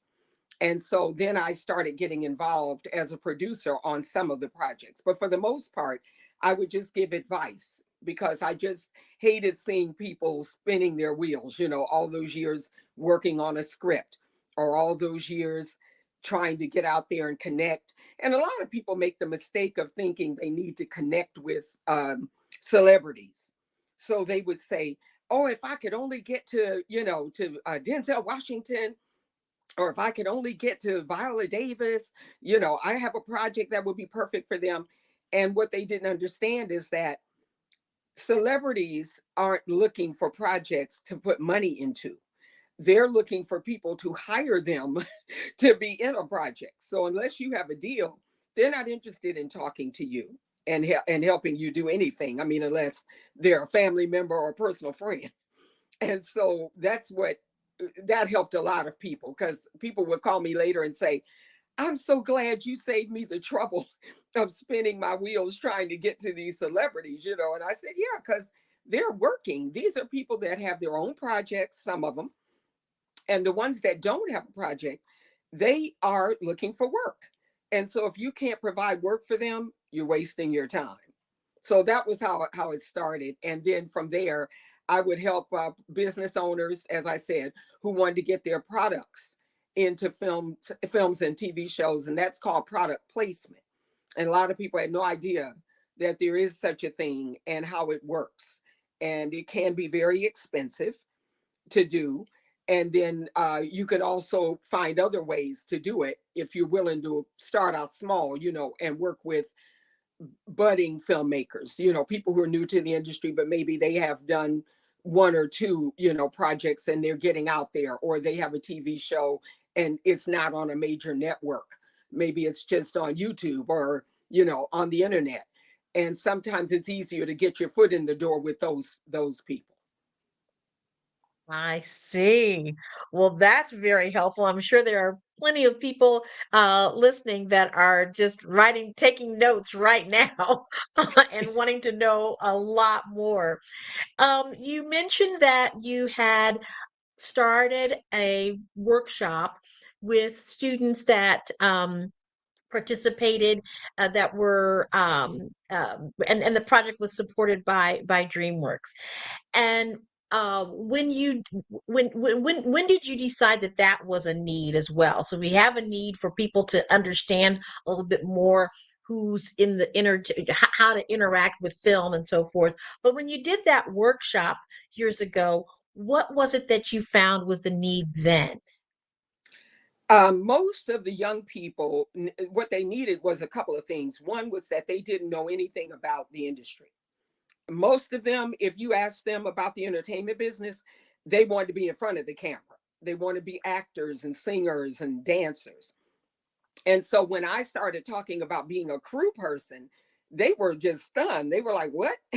I said, yeah, you could be operating the camera. You could be doing sound or lighting. You could be working with props. You could be doing hair and makeup and wardrobe. And they were like, what? So little by little, as I started doing the workshop, I started noticing the effect it was having on these kids, because some of these kids were like troubled kids who, getting in trouble at school, or they're not doing their school work, or they're not taking education seriously. So I did find that it changed a lot of these kids forever. I mean, I didn't realize it was going to have that effect. But a lot of these kids, they started getting better grades at school. I started hearing from teachers and counselors saying that the kids, were getting really serious about school, and that they wanted to actually learn how to do these jobs, and that they really wanted to get into the business. So before I did that, though, in order to actually give them some hands-on experience, I knew I was going to need two things. I was going to need some instructors to help me, people who are already doing a lot of these jobs, so that kids could see that there are people, especially people of color, doing these jobs. And I knew I was also going to need some money to get equipment so that they could actually film things, and get some hands-on experience. So that is what prompted me to want to go to the studios and see if they would be willing to put some money in to help get equipment. And when they found out what we were doing, DreamWorks gave us a check within a week. And Sony followed right after we finished that first round of workshops, and they found out we were going to do a second one. Then they gave us the money for that one. So I should say they came on board and added to what DreamWorks was doing. So what I learned from that experience is that most of the time people just don't have the information. It isn't that they don't want to do it, or that they don't think they can do it, or they don't have the skills to do it, or whatever. They can be taught how to do something, especially if you bring in, like we did, we started bringing in instructors from the different fields, and that's what really got it going and got the kids excited. That is wonderful. I am so excited for what's coming up in Kansas City for the film and music workshop, and you bringing all of that experience with you from the one that you did several years ago. Can you elaborate on the main goals that the film and music workshop, the Foresight Entertainment Film and Music Workshop, will have for the one coming up in this year? Yes. And for those who are interested, Bukeka will give you the Gmail address to contact us if you want to know more about it, or you want to sign up and attend the workshops. It's going to be in June 24th through the 26th, 3 days only, for 8 hours a day, somewhere between 6 and 8 hours. We're going to bring in instructors. Some will be from the Hollywood community. They'll be flying in from LA, and then some will be local, because you guys have a lot of local talent there, behind the camera and in front of the camera. And so we're going to have them come and participate as well. And we want our goal, the number one goal, is to give people the exposure to the different jobs. That's the first thing, because if you don't know a job exists, you can't go after it. You won't be able to say that's the path I want to take. So we're going to bring in instructors, let them teach you about what they do, how they got into it. You'll get to ask questions afterwards. And we're going to give you lunch as well. And we want them to get an understanding of not only what the jobs are, but what the path is that you have to take to get to those jobs. And then how you go from there to actually getting hired, and what that process involves, how it works and everything. And so Willie and I will be teaching also one of the workshops. And then because Willie does sound, for people that don't know, Willie does sound. He did the sound on The Color Purple, Shawshank Redemption, all of those big movies. He won an Oscar for DreamWorks, and another Oscar for the movie Bird about Charlie Parker, who, by the way, from what I understand, is from Kansas City. And so it's going to be interesting. And then to give some of the students, we can't give them all hands-on experience, but for a select few that really show some initiative, we're going to have them work with us on our promo video that we're going to shoot. And that video is going to be about the Leeds Dunbar neighborhood, and also about the history of the jazz industry in Kansas City, and how that started and all of that. So it's going to be a very interesting project. And I think it will give students an opportunity to actually use equipment and see what it's like to be on a real professional set. That's going to be so exciting. And I know for a fact that there are lots of excited people here in Kansas City waiting for that workshop to start. So we're really going to be as we get closer, just feeling more and more excited about all the things that are going to transform in June. In your opinion, why is this workshop or ones like it needed in the industry? Does it fill a gap that exists right now? And how do these workshops help to fill that gap? Well, one thing, especially in Kansas City, it's going to be really critical because of the action by the lawmakers there in Missouri, who made sure that you guys have tax incentives now to offer to the film industry. And let me tell you, tax incentives make all the difference in the decision to shoot a certain film or project in a certain town, a certain state. And so what we want to do with this is a couple of things. One, we want to start a database of all the people who have completed the workshop, because when they finish, they will actually be qualified to get an entry-level job in the industry. So our goal is going to be to help the film offices and film commissions in Kansas City and in Missouri. We want to collaborate with them so that when projects come to town, the people who have completed our workshop will actually be in their database and would be notified, when a particular project is going to be shot there so that they can apply. So that's one of the goals. And the reason that this type of workshop is needed is because it's very expensive to get into schools like film schools like USC and UCLA here in California. Those are very expensive to go there. And now, if you're lucky enough to be able to do it, or you got a scholarship, then I would say do that if you can. But for most people, especially in states outside of California and New York and Atlanta, they aren't going to have that opportunity. And so that's one of the reasons we're really excited about being able to do it in Missouri, because you guys with these tax incentives, you're going to be attracting Hollywood studios there. Right. And we want our people to be the ones that get considered to be hired.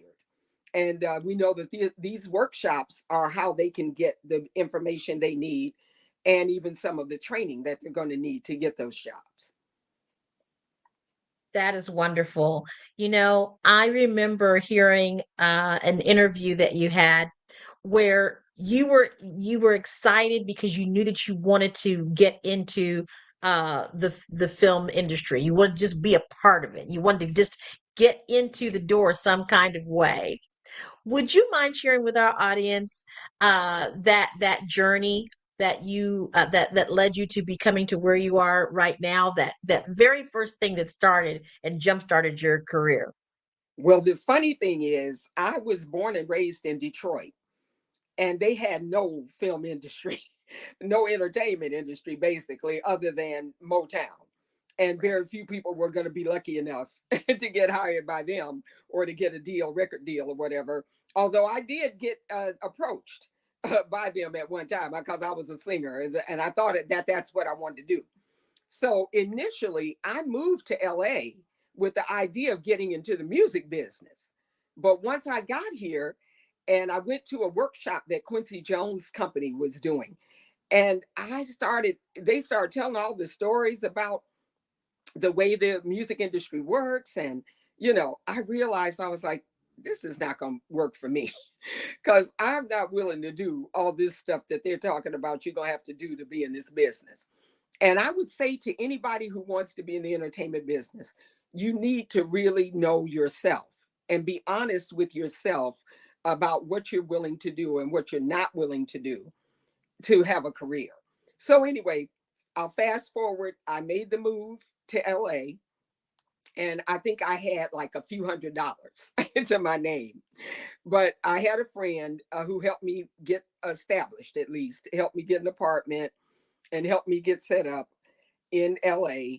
And I started out by just telling anybody I could run into that I wanted to get into the entertainment business.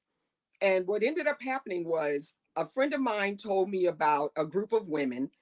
They were called Black Women's Network. And they said, you should join. And they said, it's not an entertainment industry thing, but at least it would help you start meeting people. So that's how I met this one lady who told me about a job that she'd heard of. And at that time, I was doing temp work. And I had found out that there were temp agencies that cater to the entertainment business. So you could go and get a job with them, sign up with them. You had to pass all these tests, of course. And then they would get you hired at like ABC and MGM and, all those different companies. And so that's what I was doing when I met this lady, and she told me about this one job, permanent job. And she said, it's on a game show. And she said, I think you would be a shoe-in to get that job. And it was just like in the office, production office. And I would have been a receptionist. So anyway, I managed to beat out 200 applicants to get that job. And I just could not believe it. I went to work that first day. I'm sitting there. I'm in an actual production office. And now the funny thing is, when you're in the production office, you're in what they call the development side of the business. So you don't have anything to do with shooting the actual project. You're not on a set. You don't get to meet the, crew and directors and all those people. And I didn't know that. So I go to the office expecting that I'm going to be watching them film the show, So I had no idea. But anyway, I ended up becoming friends with the producer. He just took a liking to me. And one day he said, have you ever been on a set? And I said, no, I didn't even know what that was. So he invited me to come to the set. And that's the first time I actually saw people in production and met the crew and, watched all these people working and saw how the show was filmed. And I just couldn't believe it. I'm like, how come more Black people don't know about these jobs? So anyway, from there, I ended up learning so much about the business. And I ended up meeting more people who knew about, who work in the industry. And little by little, I decided this is what I want to do. Forget that music industry stuff. I'm gonna learn how to do one of these jobs. And so I didn't know anything about being a producer at that time, but because I was friends with this producer, I just started noticing what he was doing. And I was thinking, I could do that, but I didn't know how I was ever going to do it. So I'll fast forward again. I ended up trying to get a job at Disney. So I'm sitting in the office talking to the lady that's interviewing me. And she said, I think you're overqualified for this kind of job. Oh, my heart just sank. I was like, I need this job bad. What does she mean I'm overqualified? So anyway, I kept trying to talk her into it, to give me a shot. And finally, she looked at my resume again and she said, I see here you do reading, you volunteer at the library and you read stories for, to children. And I said, yeah. And then I'm thinking to myself, what has this got to do with the job? And so she ended up telling me that she thought maybe she and I could work on a project together and produce a project for ABC showing about children's stories or whatever. And I was like, what? She had jumped from that to the, from me being interviewed for the job to that. And it just threw me off. I didn't know what to do. I was like, okay, that sounds interesting. And I'm still thinking in my mind, are they going to pay me to do this? Because I need some money. I need a job. But anyway, it ended up that the show did get accepted by ABC. It was a long process, and I can always share about that another time. Or if anybody wants to know, they can ask me. But that's what I ended up doing. She and I together ended up producing an animated special for ABC, and it was for the ABC Weekend Special, which was a major show at that time, hit show.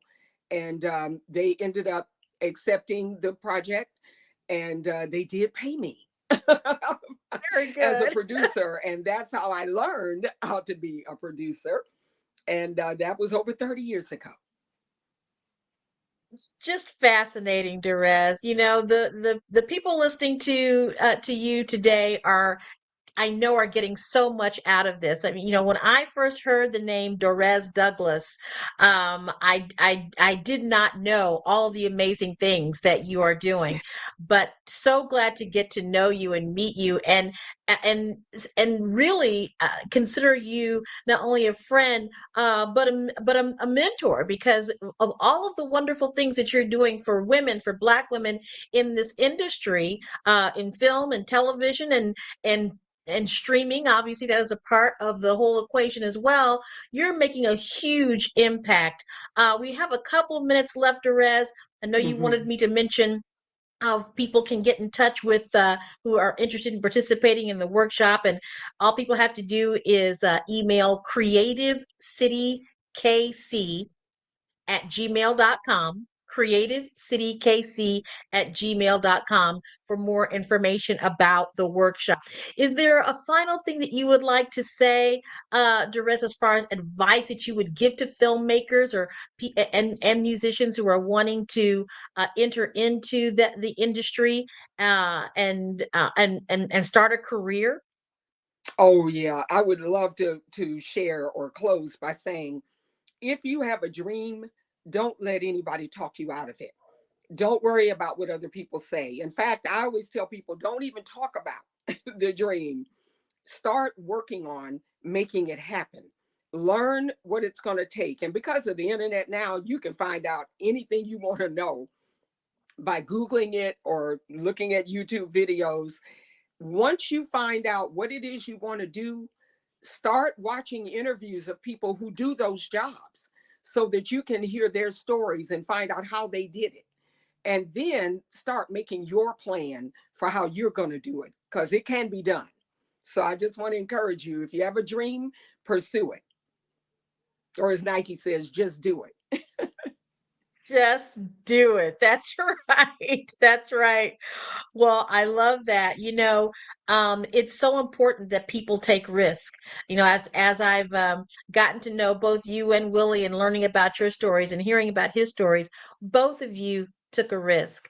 You had a dream, you had something that you aspired to do, and you took a risk and you went for it. So many people, I think, are struggling these days because they're inundated with messages telling them that they can't do it or that they're not good enough. Or telling them that they don't live in the right part of the country, or they don't have the right look or the right sound.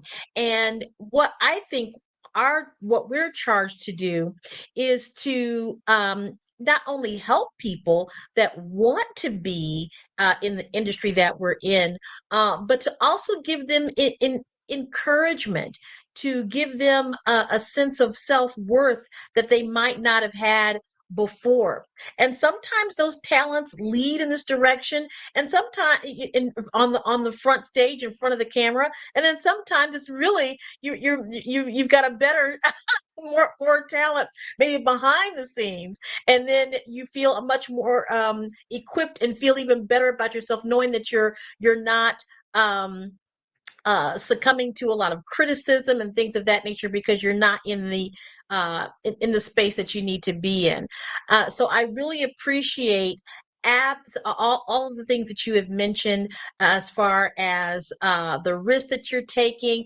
Go for it, just do it, and also learning how to find yourself, being very acutely aware of who you are, and what and not allowing the outside noise to take over, right? Right. When it comes to I did want to make sure that I did get a couple of other questions in before we go here. How do you incorporate elements of mentorship, since we just touched on that, mentorship and guidance into the workshop that you did years ago and what you're planning on doing this June in Kansas City? Oh yeah, I definitely have mentored a lot of people over the years. And what I do is I like to mentor people who are serious about the industry, and who, even if they don't know what they want to do just yet, I always tell people that you can be a production assistant, which we call a PA. That's the entry level job in the industry. You can start out as a PA and work in different departments until you figure out what you want to do. And even some actors work in front of and behind the camera. And you can do that. And we will be addressing that. I forgot to mention that. We will be addressing acting and music and how that all ties in to the industry. So that's one of the things. But I like to mentor people that believe in what they want to do and they believe in themselves, and then I can help them. You really can't help a person who is doubtful, or they feel like they can't do it, or they don't have a good work ethic. You have to be determined. And that makes me want to mentor people. And I did mentor some of the kids who are in my first program, and they ended up, several of them ended up in the industry. And so I was surprised at that. I have some kids that are now directing. I have one who wants to produce and has been producing some small independent projects. And so if they decide they want to go that route, I'm more than happy to advise them in any way I can. Now, you also have kids who want to be in the industry. They're too young to be hired right now. But what I can do for them is sometimes when I'm on a set, I have the opportunity to let them come and shadow me, or, or what they call bring your daughter to work, those kind of days, those kind of times. And of course, since the start of COVID, unfortunately, it's made a lot of studios and networks and streaming companies nervous about having children on the set. And that's the only reason that this time around we weren't including children in the workshops, because I want them to actually be able to get a job, or at least to be able to shadow people on sets. For example, I took a bunch of the kids in that first workshop to the set of a couple of movies and TV shows that were on the air at that time. Moesha was one of the shows. And we also brought some kids to shadow Baby Boy, the movie Baby Boy. Some of them were allowed to come on that particular days when they weren't shooting any kind of, R-rated scenes. But yeah, I love mentoring, and even older people who want to work in the industry. I know some people think, well, if I'm not in that 18 to 25 group, there's no hope for me or whatever. But I always tell people that's when I can do the best mentoring, because you have a lot more life experience to call on. And most people, by the time they get into their 30s and 40s, they are much more disciplined. And so it's easier for me to teach them things that they can do. There are certain jobs that don't have anything to do with your age. If you're physically able, to do a job, as long as you're not, sick or that kind of thing, there's no reason that you can't work in the industry as well. Wow. Okay. All right. And from the perspective, because we've talked a lot about entering into the labor force, into the workforce regarding this, you have done that, and then you started your own business. So there are people out there who are also wanting to look at it from an entrepreneurial perspective as well. What kinds of businesses, consulting or otherwise, are available in the film in the film industry? Well, there's production companies, which people can, if you're serious about producing projects, and especially let's say you have some money to invest, a production company is an excellent way to get started. And you can produce, low budget projects that don't take a lot of money. Or if you are good at raising money, a lot of people do the crowdfunding thing, and raise the money that they need in order to produce films and so forth. So that's one way to get into it or get started. And then the other thing you can do is you can team up with other people who are doing projects or have projects, and the two of you can decide, or two or three, however many there are, can go into business together and do it that way. The other thing to keep in mind, if you have products that you think would fit with a particular TV show or film, you can then start looking into product placement and finding out how to get your products placed, and what that means. And I'm sure most people will understand, but in case you don't understand what I'm saying, let's say you're looking at a TV show And there's a scene where they reach up into a cabinet, the actor reaches up into a cabinet and gets a can of something for some food, or they get a box of cereal or whatever it is. Or as you're looking around the room, in the room that they're in, there's art on the walls. All of that stuff had to be provided by somebody. So if you're an artist, then that may be a way for you to get your art into a TV show.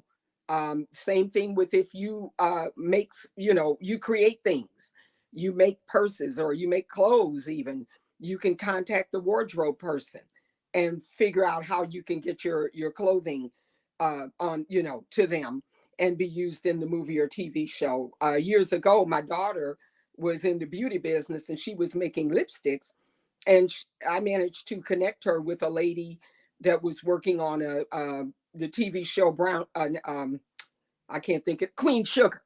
Couldn't think of the name of it for a minute, but she was working on Queen Sugar. She was the makeup person.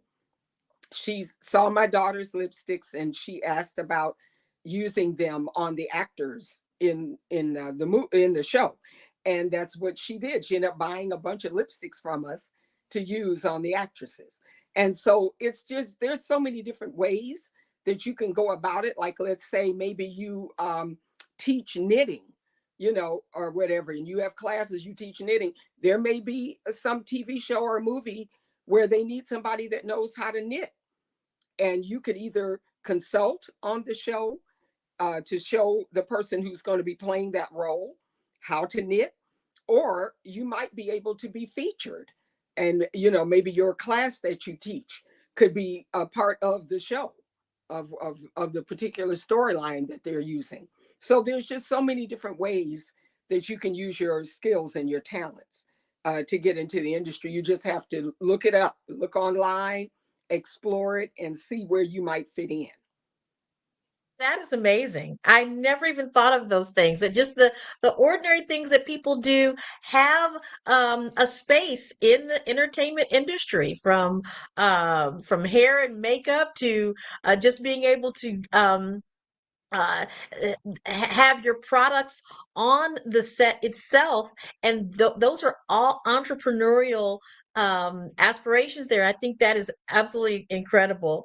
Um, Looking forward, what kind of legacy would you like to leave, and what kind of impact the work that you're doing, how would you describe that? Oh, that's a good question, Bukeka. um, One of the things that I would like to do is to see these workshops continue. Long after I'm gone, I would love to have trained some people in how they're done, how to coordinate them, how to collaborate, with organizations like UNESCO and Creative Cities of Music. And I would love to see that continue. I would also love to see it become an international workshop, which you've mentioned to me, several times, and that it is a possibility that we could do some things like that where we can collaborate with other countries. I would love to see that happen. And I hope my legacy will be that you're never too old to pursue your dreams, and you're never too old to continue working. Work as long as you can. Don't ever quit. I hear people who say, "Oh, I'm looking forward to retiring," and all that. Retiring is not in my mind. I don't plan to retire. I'm going to work as long as I can, because you have so much knowledge that you can pass on. That's what I want my legacy to be, that I kept giving and giving and giving and helped somebody to be able to realize their dream. Wow.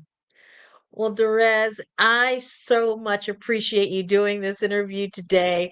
I know that there, again, are so many people who are listening to this and will be listening to this, who are interested in not only in entrepreneurship, but specifically in entrepreneurship in the entertainment, film, and music industry. You've given us so many nuggets, so much great wisdom that is going to take somebody carry someone a long way in their career. I do want to also make mention that the Foresight Entertainment workshop Film and Music Workshop will be in Kansas City, June 24th through the 26th. And there'll be opportunities for people attending that workshop to possibly be on set for a phenomenal promotional piece that will then lead to a full documentary in 2025. So we're looking forward to having you here. Please give kudos to your production partner, Mr. Willie Burton, on his recent successes in sound engineering on film. He was just given the won the award for I think it's the cinema CAS, right? Cinema audio Audio Society Award. Society, yes. And so we're very proud of you both for all that you're doing, and thank you so much for being a part of this amazing interview. We're also wanting to make sure that people know that if you are interested, go to email us at creativecitykc@gmail.com. That is creativecitykc@gmail.com. Again, Duress, thank you so much for the wonderful work that you're doing, and we do appreciate you so much for being a pioneer in this industry.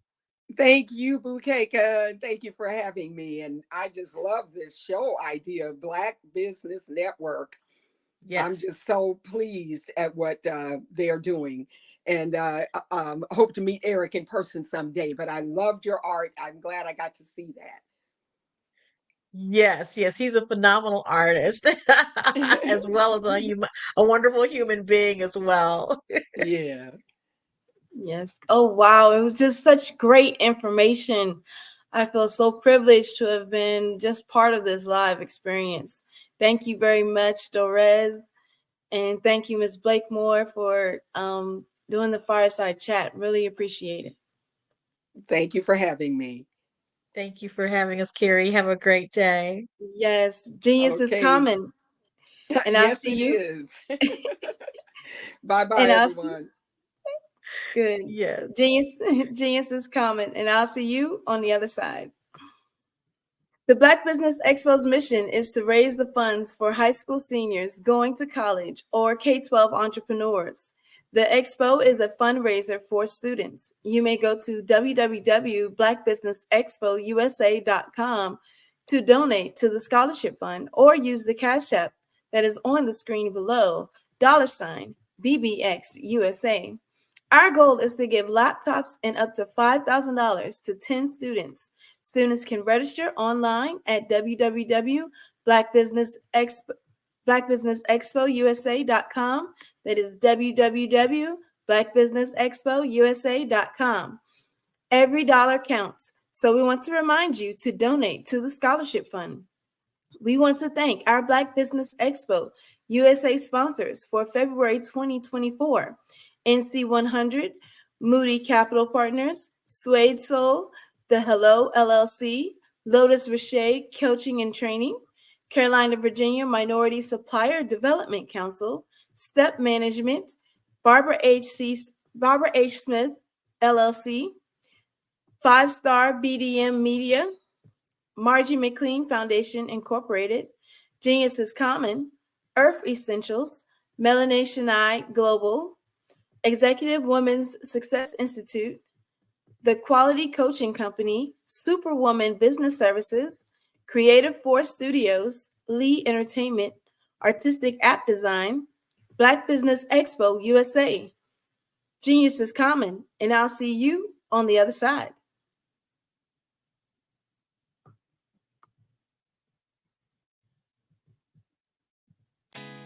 Did you know women represent just 3% of Fortune 500 CEOs and less than 15% of corporate executives at top companies worldwide? Have you wondered what the secrets are to getting into the top ranks, whether in the private or public sector?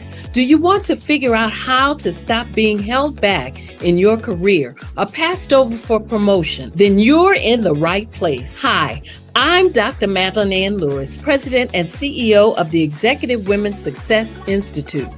I have decades of experience in the military, the federal government, and corporate America, and my mission is to help women succeed and tap into their full potential. I want to reach 1 million plus women around the world to become the leaders they are meant to be. So if you want to move into a management or executive level position, or maybe you are a female veteran transitioning out of the military into business entrepreneurship, then reach out to the Executive Women's Success Institute at 301-693-3284. Let us get you on the fast track to success.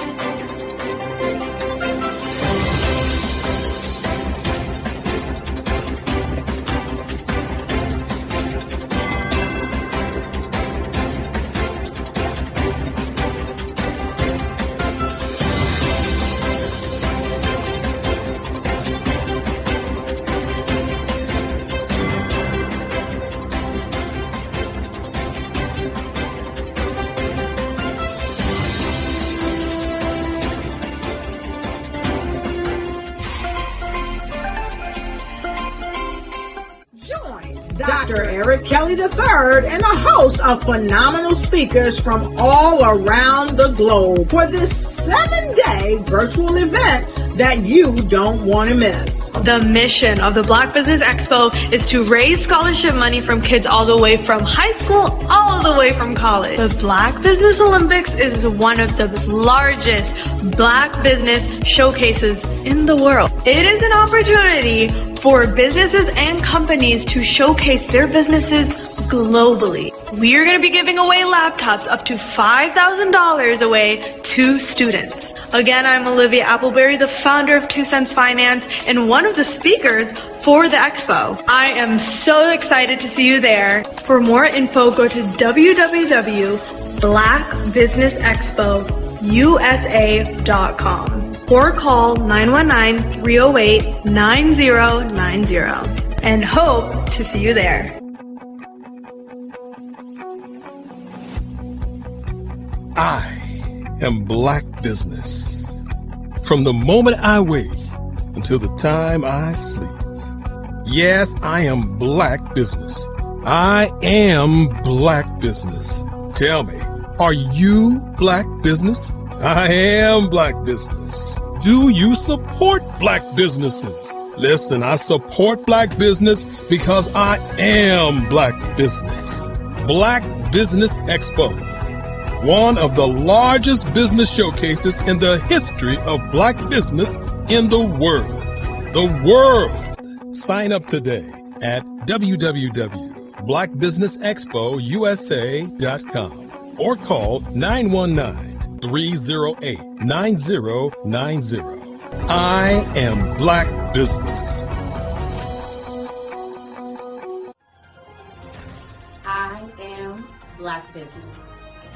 From the moment I wake until the time I sleep, I am Black Business.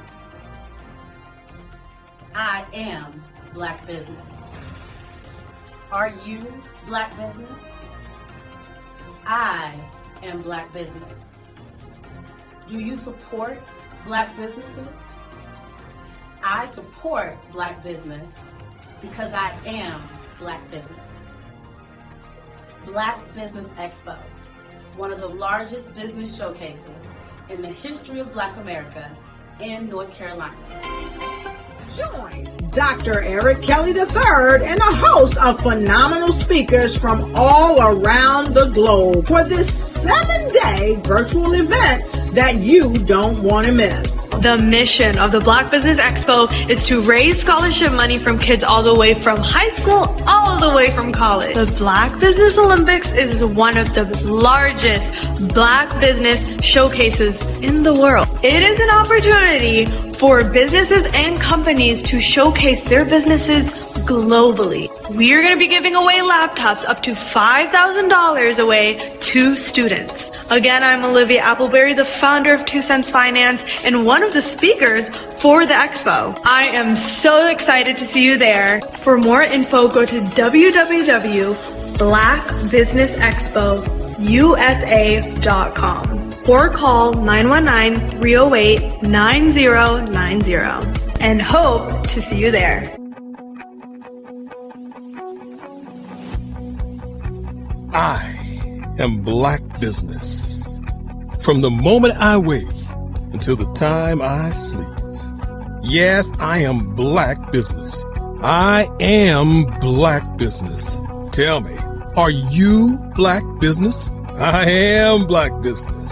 Do you support Black businesses? Listen, I support Black business because I am Black Business. Black Business Expo, one of the largest business showcases in the history of Black business in the world.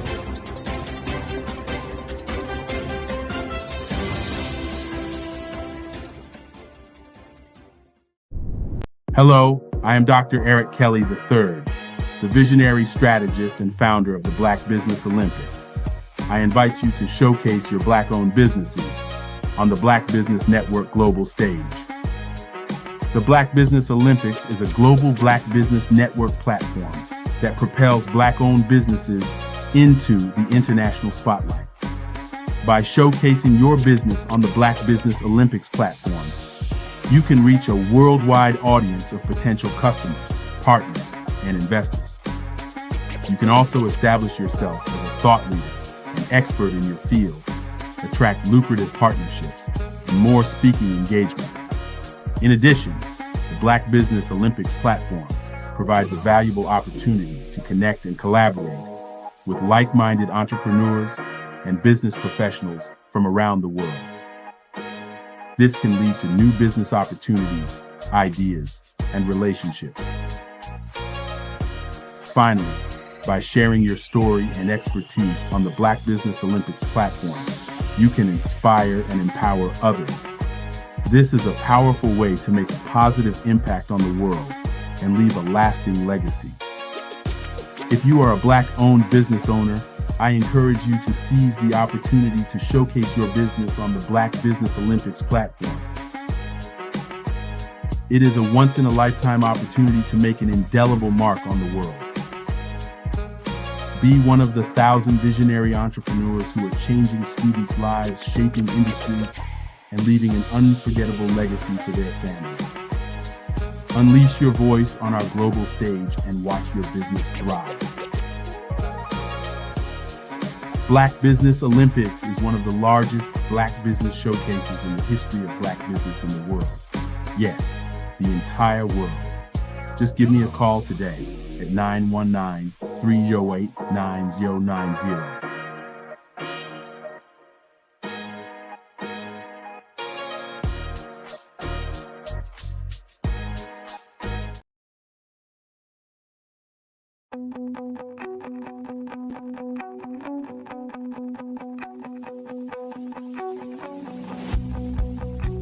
I am Black Business.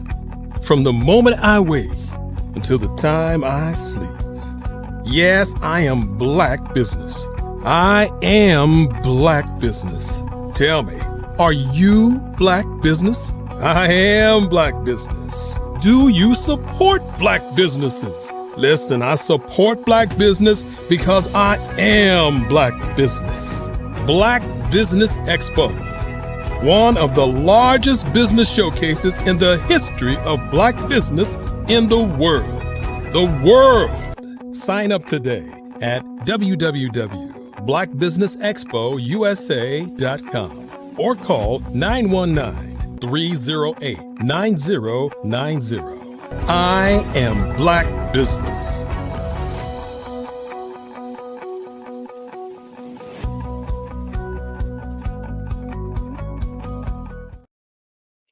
Good day, business owners, entrepreneurs, thought leaders, and corporations. Welcome to the Black Business Network. My name is Carrie Jackson, and I am your business moderator for this afternoon on the Black Business Network.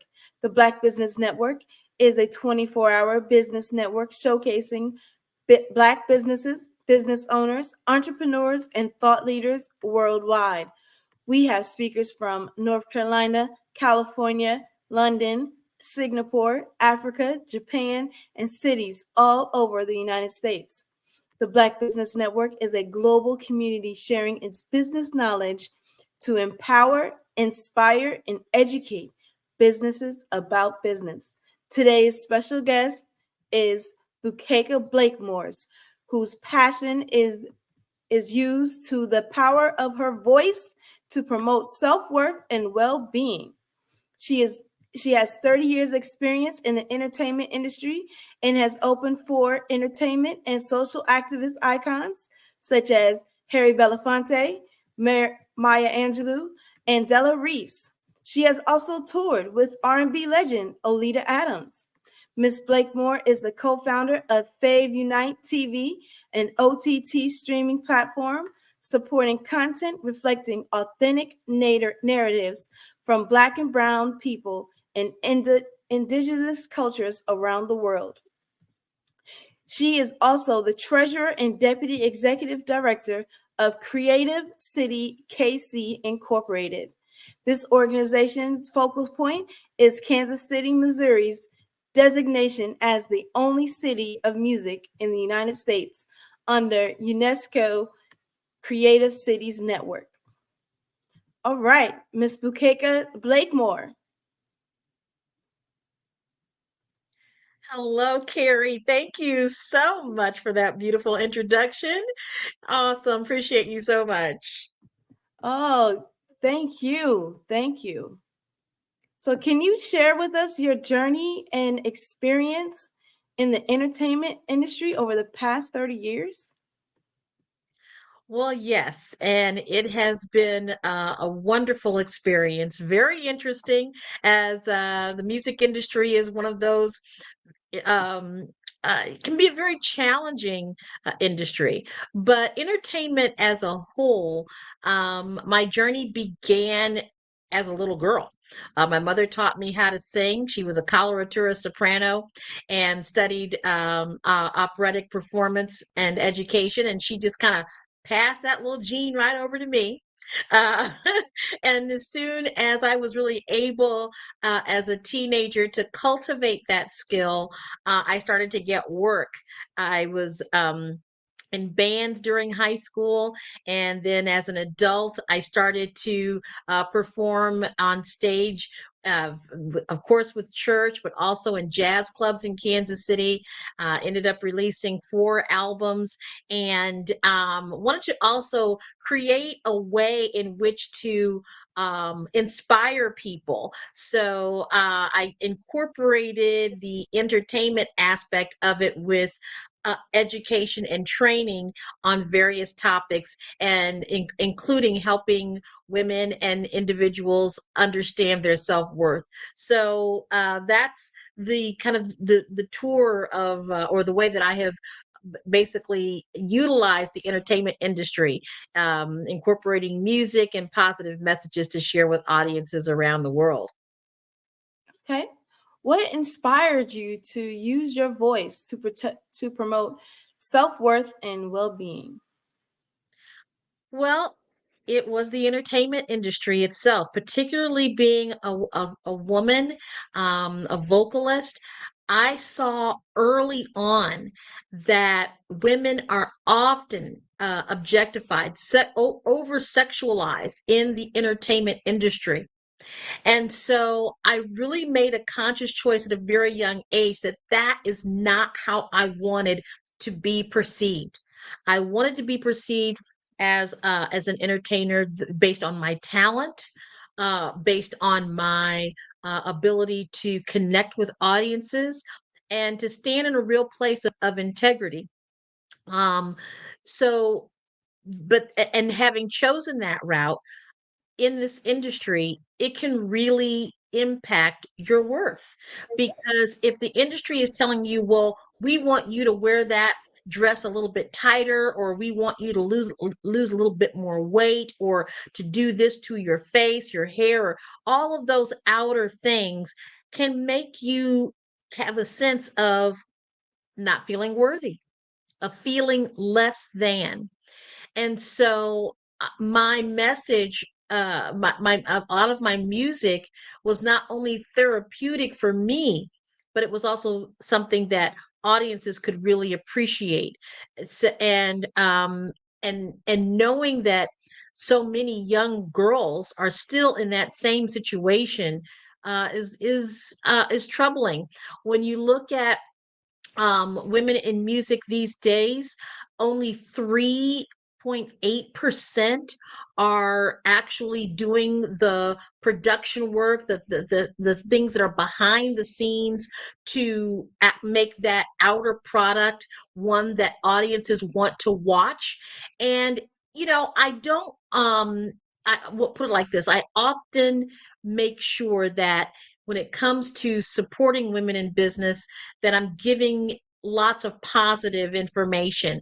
So even though we see those, a lot of our sisters, in that, uh, really utilizing their sexuality and so forth in the music industry. I don't want to knock it, because they are business women. They are making their money. They are doing a lot better of maintaining their rights and copyright and owning of their music. But still, as a whole, we're certainly not represented in the same way as our male counterparts. Okay.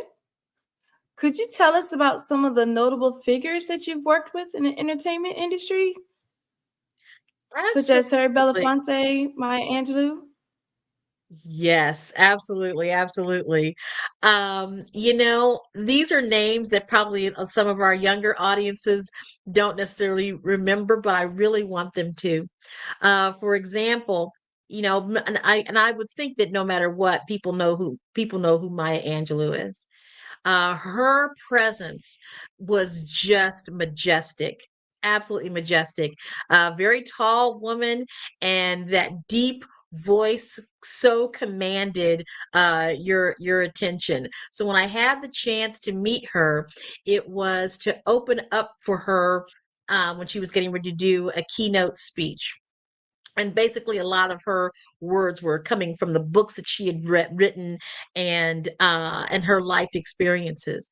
In being able to open up for her, I had the chance to bring my mother along, and so both of us had a chance to sing a couple of songs before she began to speak, and she was thrilled. Also, Wow. Harry Belafonte, another, just a huge important figure in Black American history, who has recently passed away. All the youthful clips that you've seen of him in those older black and white movies, he never changed. I'm telling you, he looked the same, decades later, and such a friendly man, such an encouraging man. I had the chance also to tour with Olita Adams. And if you're not familiar, if the audience isn't familiar with Olita Adams, she is the person that really made the song "Get Here If You Can" an iconic song in American culture. And touring with her was just an absolutely delight. She just like, you're going on the road, going on vacation with your big sister in my case. So yeah, these people in our history, in our African American history, are just as majestic as they seem, as they are, as they are owed that type of status, and at the same time they're just as humble and beautiful on the inside. Wow. So, how did your experience touring with the R&B legend Olita Adams influence your approach to music and storytelling? Oh my gosh, I tell you, she is just a master of that. How that inspired me. One, we toured the Netherlands. And it was one of the first experiences that I had being out of the country for an extended amount of time and watching her be able to connect with audiences that are global audiences was a huge lesson to just watch and watch her do the work. Obviously they love her still, not just because of her music, but because of the way that she's able to connect with audiences and have personal stories about the times that she was there before. All of those things make a big difference in how you connect with audiences. So she really taught a lot about that. She also taught me a lot about the business, a lot about the business, the things that you need to be prepared for when you're traveling, such as visas and work visas, and how long you stay in a particular country, how to manage your money, make sure that you're keeping a portion of that to save for the next opportunity that you have. So, music is a business, and though you're on stage and you're performing, you're still an entrepreneur, and you're looking to make sure that you can track your revenue and manage your money and invest in that in that next experience. And she was a master and is a master at that. Oh, wow. That sounds like a lot of great information and great inspiration. As the co-founder of Fave Unite TV, could you elaborate on the mission and goals of the platform? Absolutely.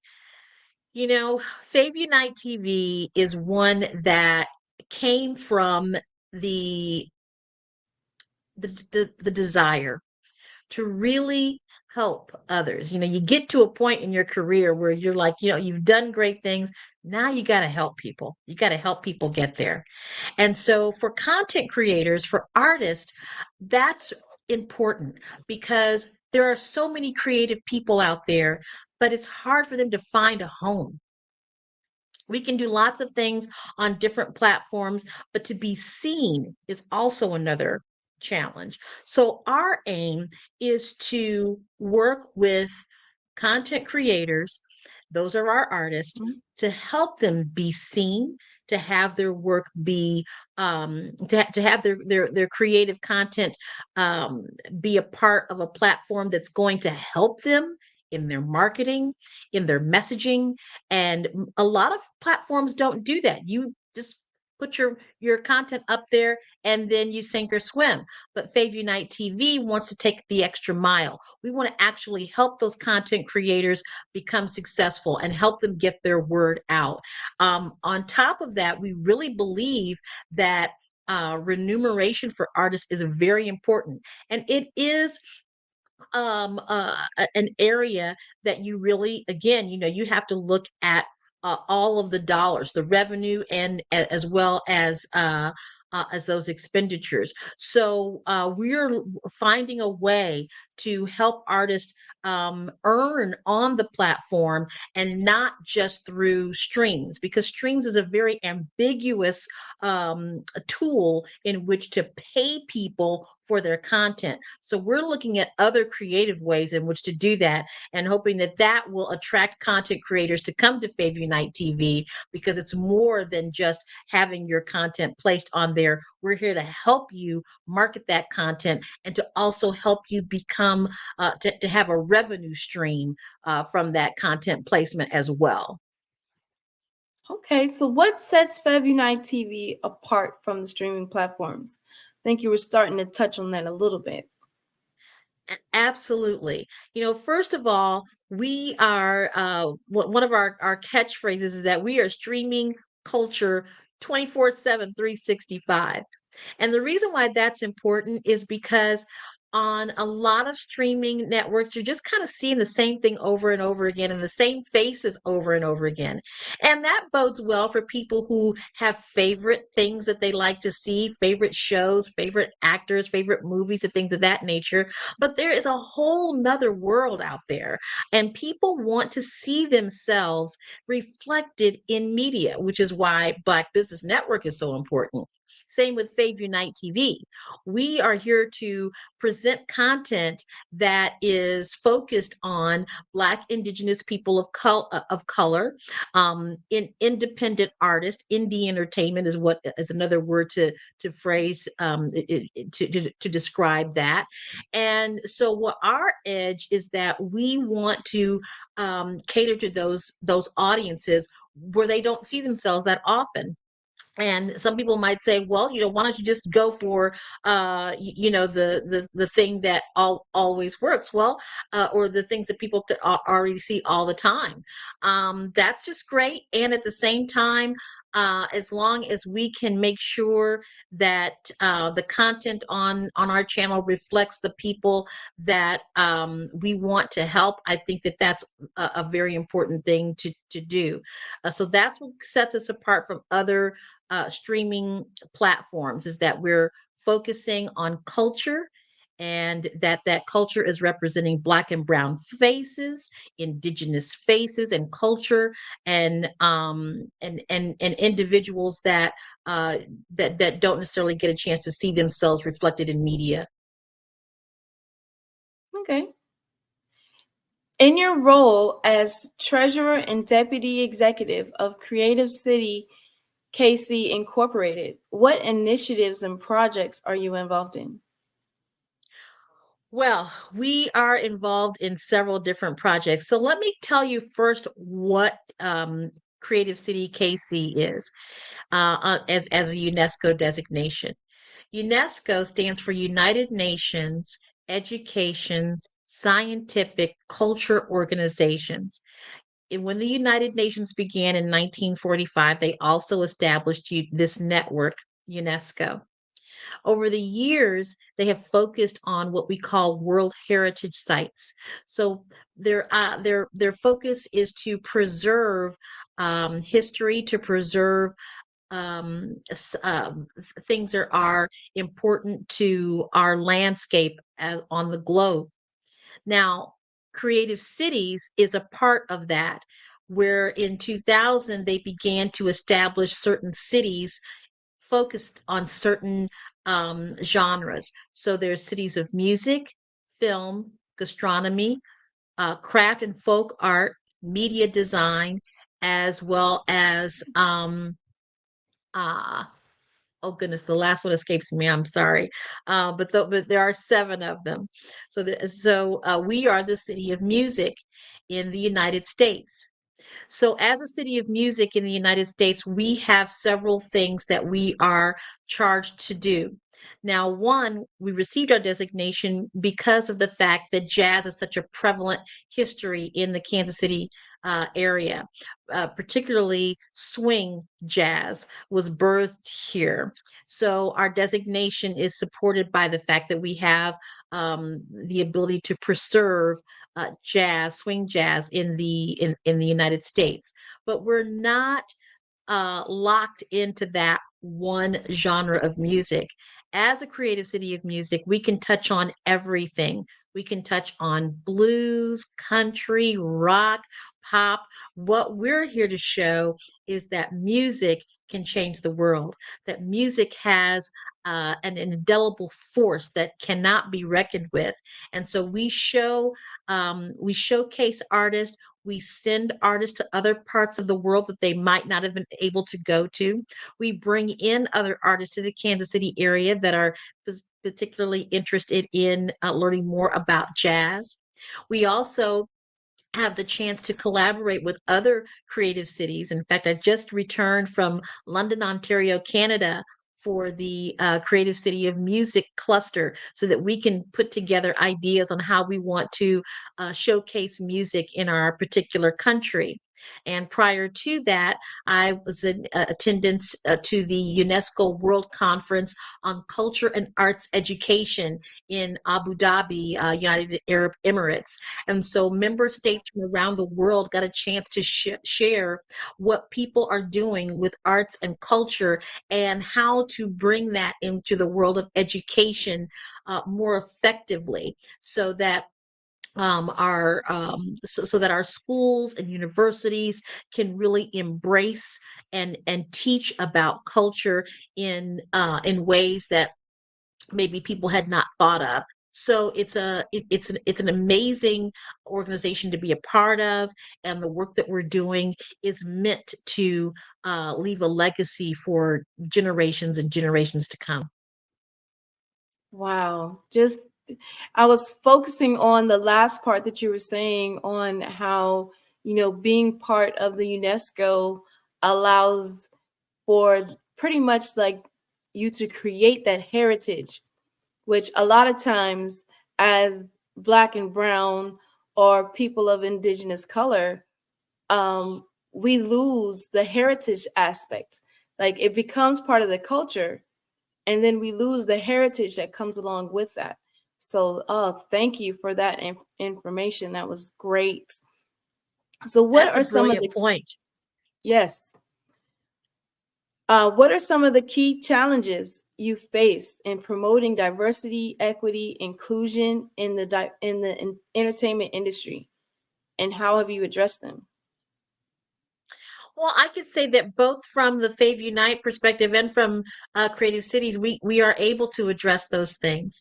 For example, in the on the Fave Unite TV platform, we can showcase and provide information that's specific to DEI, why it's important for corporations and even neighborhoods and municipalities to embrace culture and to embrace diversity and to include people in the process. I'm going to tell you something that I share with people so many times. My mother, both my parents were both civil rights leaders, and my mother said to me one time, she said, segregation was probably the worst things, one of the worst things that could happen to Black people. I said, Mom, why would you say that? And she said, because they didn't ask us the question.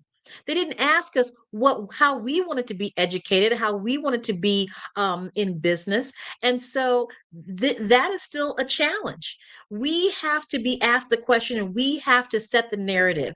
So Fave Unite TV is displaying the authentic narrative of Black and Brown people and people of Indigenous culture. When it comes to Creative City, Kansas City, and UNESCO, that's our job. Our job is to help municipalities embrace culture and to embrace the fact that these different ways that culture is expressed through art, through music, through food, through film, through design, and through media. It's important that municipalities understand that they have diverse cultures that need to be seen, heard, represented, and cared for by that municipality. So the challenges that we have in both regard is being able to have the funds and resources to get those messages out. That's why entrepreneurship is so important. And it's also very important from the not-for-profit sector to involve partnerships that that have the resources that are Black and Brown resources as well, so that we can fund and tell our own stories. Yes. And to go to what to echo, I guess, again, what your mother was saying, if you go and you listen to all the civil rights leaders throughout the decades, like that's been their main point, that we have to set the narrative. We have to set the narrative and grow together as a people and let that narrative be told. Let that story be told. So how do you navigate the intersection of art and social activism in your work? Oh, I love that question. Love that question. I think one of the things to do is to get people involved in the conversation. Earlier today, we had Derez Douglas on, who was talking about the film and music workshop. And one of the things that I wanted to make sure of is that we had, of course, they're in Hollywood. They can bring in those major people, and that's what they're going to do. But we also wanted to make sure that those creatives in the Kansas City area also could participate in this. So I brought a group of people in the film and music industry in Kansas City together. Now, and I'm also here to broadcast a little bit because we need more Black women. We need more women of color in participating in this. I had a group of 8 young men, and I put the call out. I didn't get all the women that I wanted, so I'm putting the call out again, Carrie. Okay. All right, I hear you. Yes, but we had 8 Black men come together. They had a chance to meet Willie Burton and Derez Douglas through Zoom to explain what the film and music workshop was all about. And I tell you, a few of those young men were absolutely in tears. And the reason why they were in tears is because they were afraid that there wasn't going to be anyone to take up their mantle. There wasn't going to be anyone to pick up where they're leaving off. And these are young men, so they have decades yet more experience to lend to this craft. So I think one of the biggest challenges is, particularly in our community, is to really pay attention to see what's out there and then take advantage of it. For goodness sake, take advantage of it.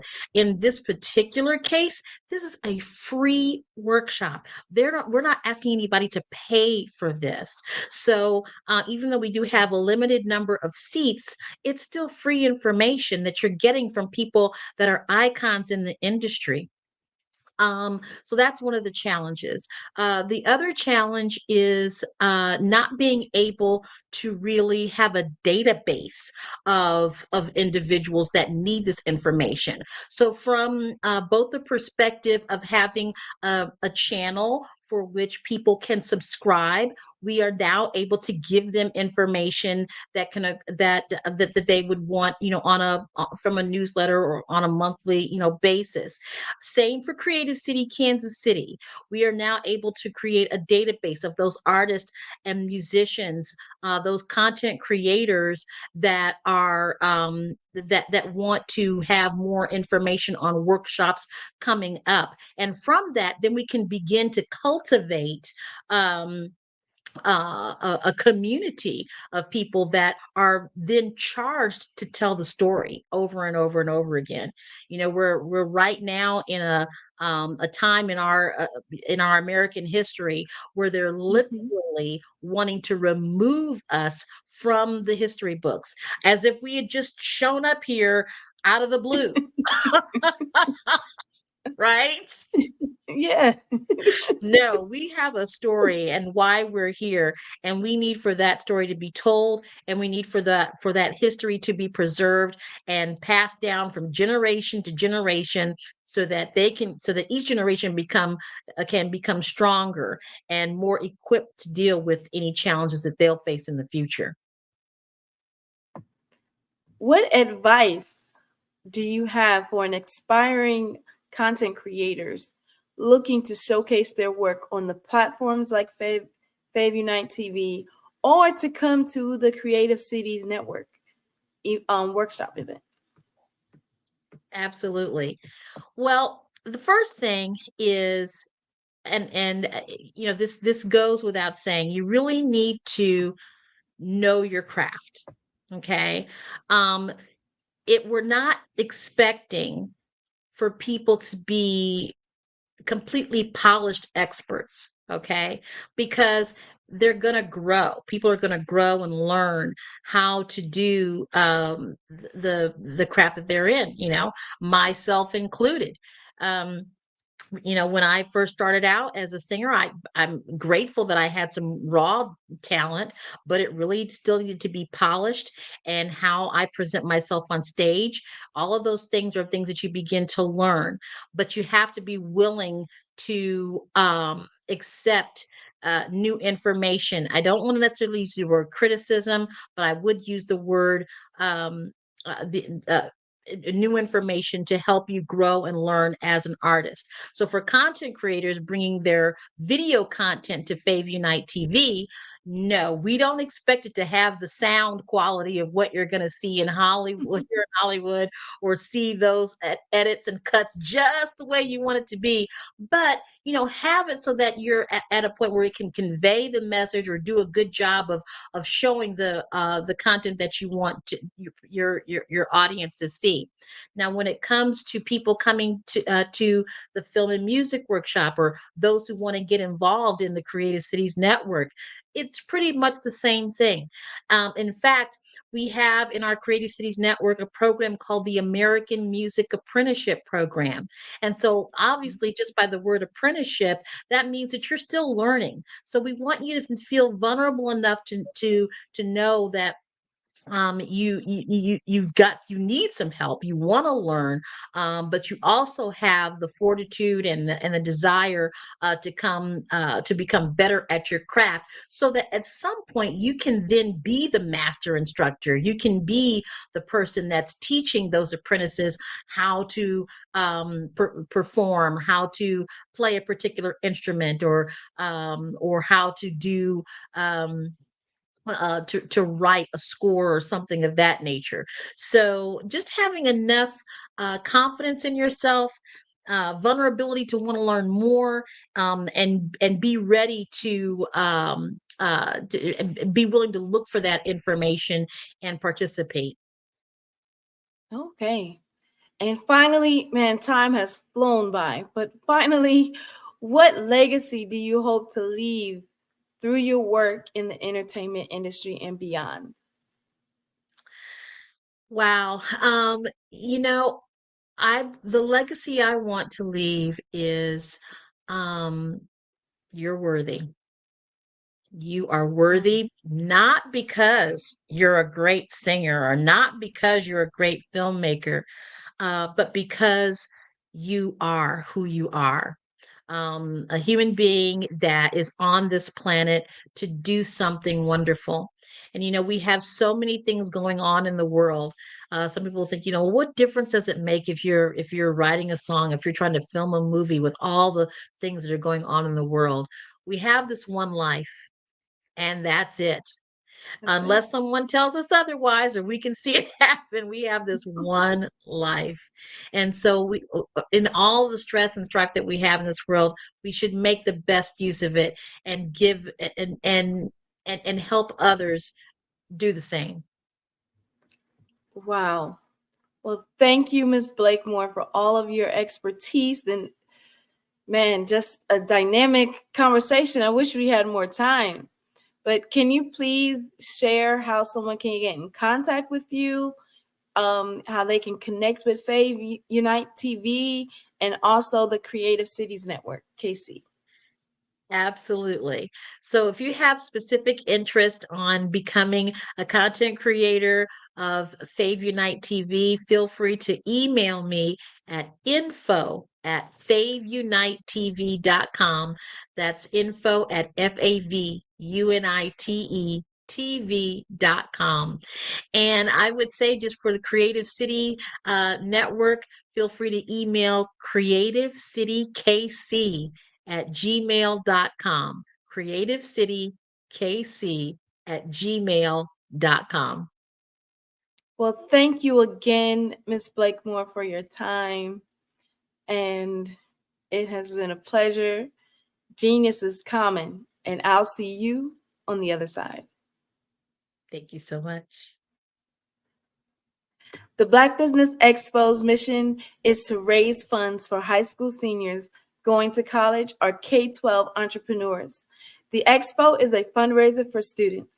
You may go to www.blackbusinessexpousa.com to donate to the scholarship fund, or use the Cash App that is on the screen below, $BBX USA.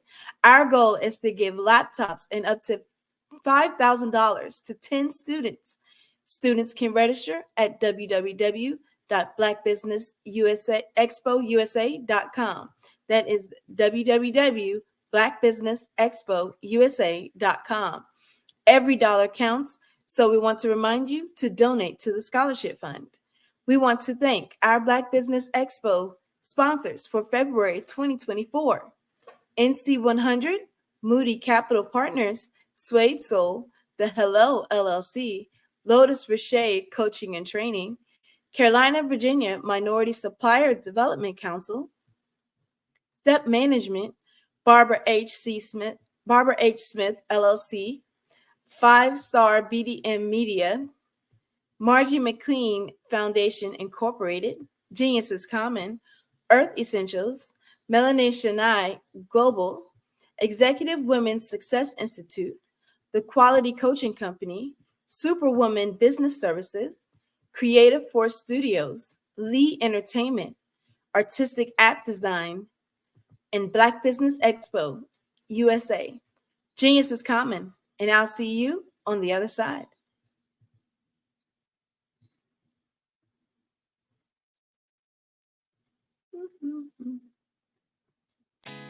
Did you know women represent just 3% of Fortune 500 CEOs and less than 15% of corporate executives at top companies worldwide? Have you wondered what the secrets are to getting into the top ranks, whether in the private or public sector? Do you want to figure out how to stop being held back in your career or passed over for promotion? Then you're in the right place. Hi, I'm Dr. Madeline Ann Lewis, President and CEO of the Executive Women's Success Institute. I have decades of experience in the military, the federal government, and corporate America, and my mission is to help women succeed and tap into their full potential. I want to reach 1 million plus women around the world to become the leaders they are meant to be. So if you want to move into a management or executive level position, or maybe you are a female veteran transitioning out of the military into business entrepreneurship, then reach out to the Executive Women's Success Institute at 301-693-3284. Let us get you on the fast track to success.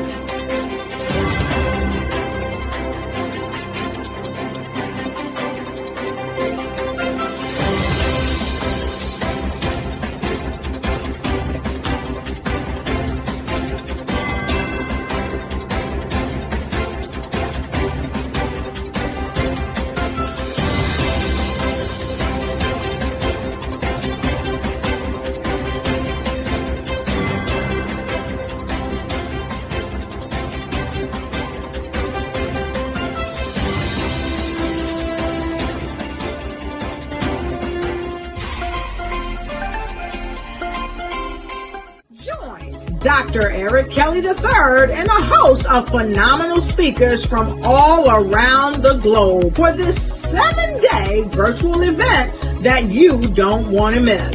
The mission of the Black Business Expo is to raise scholarship money from kids all the way from high school, all the way from college. The Black Business Olympics is one of the largest Black business showcases in the world. It is an opportunity for businesses and companies to showcase their businesses globally. We are going to be giving away laptops up to $5,000 away to students.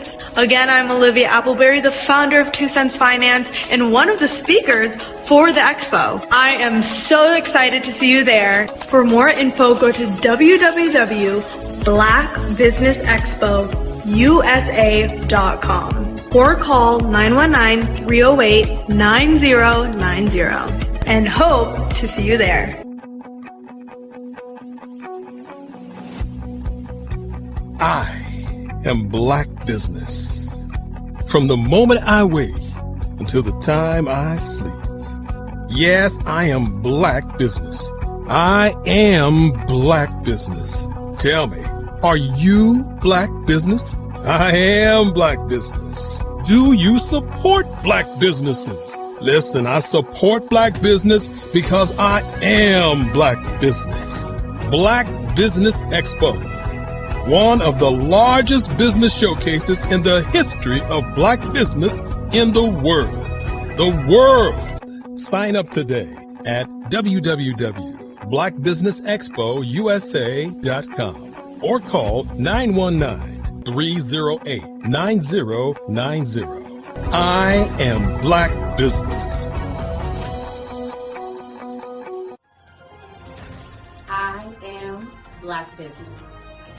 From the moment I wake until the time I sleep, I am Black business. I am Black business. Are you Black business? I am Black business. Do you support Black businesses? I support Black business because I am Black business. Black Business Expo, one of the largest business showcases in the history of Black America in North Carolina.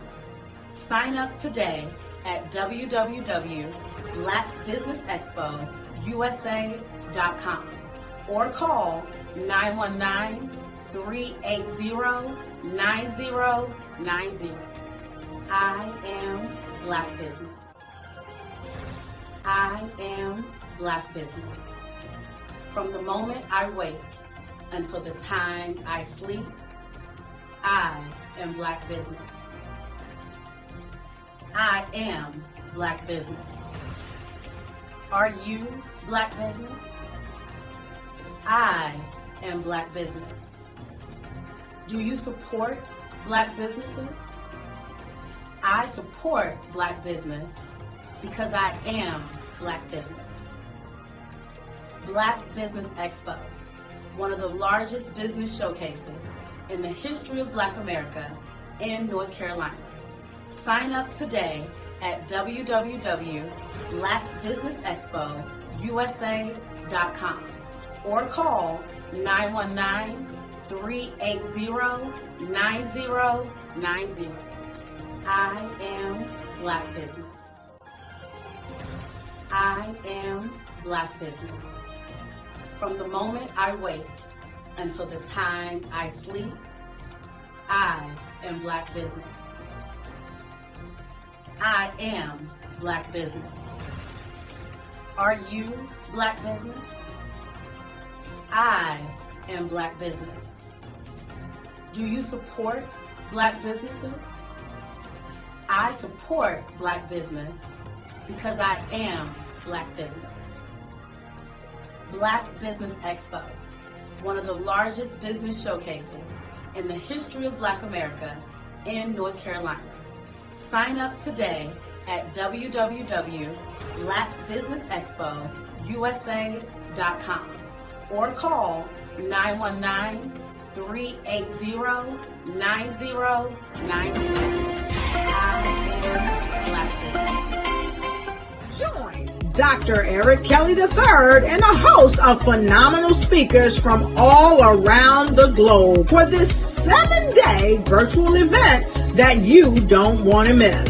The mission of the Black Business Expo is to raise scholarship money from kids all the way from high school, all the way from college. The Black Business Olympics is one of the largest Black business showcases in the world. It is an opportunity for businesses and companies to showcase their businesses globally. We are going to be giving away laptops up to $5,000 away to students. Again, I'm Olivia Appleberry, the founder of 2 Cents Finance and one of the speakers for the expo. I am so excited to see you there. For more info, go to www.blackbusinessexpousa.com or call 919-308-9090 and hope to see you there.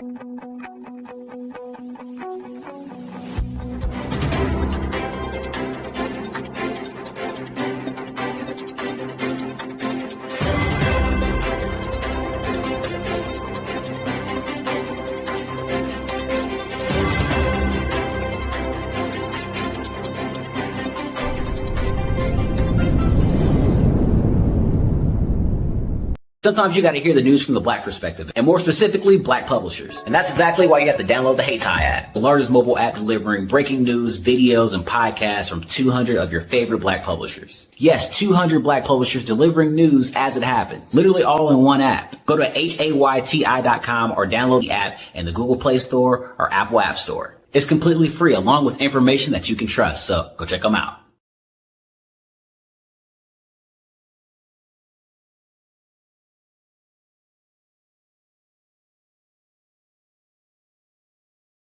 Hello, ladies and gentlemen. Allow me to introduce myself. My name is Tara Bush, and I am the co-founder and COO of the Hello LLC, where our mantra is helping everyone live life optimally. And more importantly, helping entrepreneurs leverage leading-edge optimizations. We help businesses build, brand, automate, and pivot into the future. With over 22 years of corporate C-level experience, I carry a wealth of knowledge and expertise in my professional portfolio.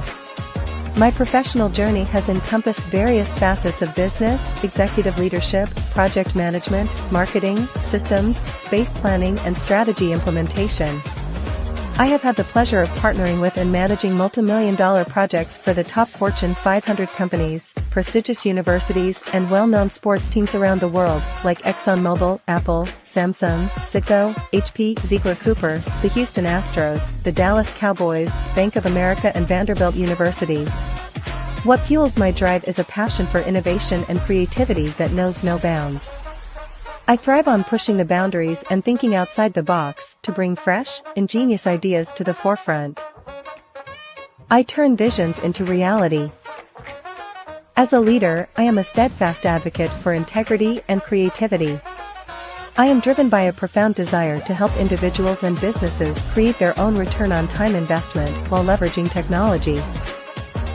At the Hello LLC, we are more than just a 3D digital marketing agency. We are a community committed to helping, building, and thriving together with integrity. We can either show you, teach you, or do it for you. We believe in the power of innovation to transform the status quo. My fellow professional powerhouses, in the spirit of abundance, I firmly believe that there is enough prosperity in this world for all of us to thrive together. So, I invite you to make the pivot because the future is already here.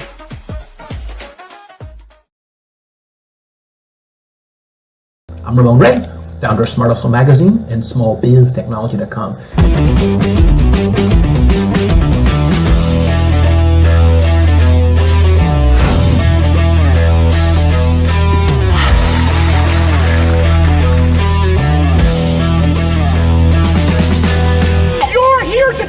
To celebrate small business success, stand up on your feet. You rocked the house. Hey, thank you. It was amazing. Didn't we learn? For me, success comes from failure. One thing not to do is shake somebody's hand like this.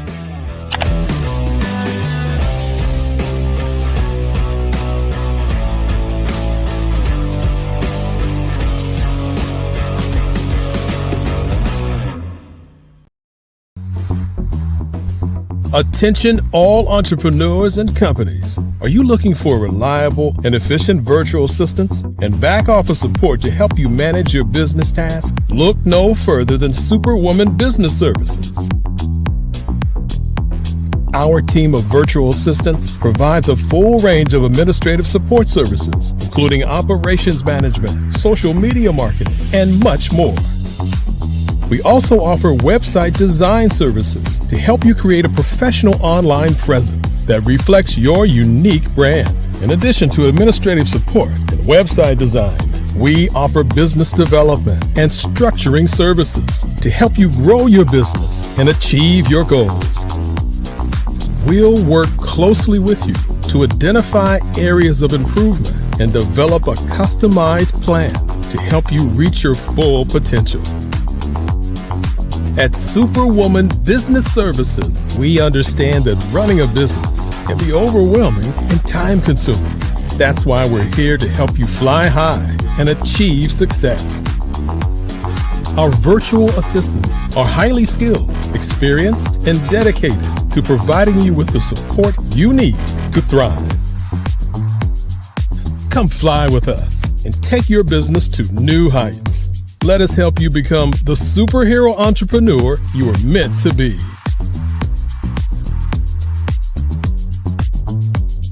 Contact Superwoman Business Services today to learn more about our back office support services. Come fly with us and take your business to new heights. Over the past few years, we've seen the growth of existing and new initiatives focused on financial inclusion, building global networks, and reducing the wealth gap in response to the idea there's not enough seats at the table. Whether their outcomes are to increase the representation of Black executives on corporate boards, ensure an inclusive global economy, or to create new U.S. African commercial pathways, the strategies are often carried out by separate programs. The question is, should they be?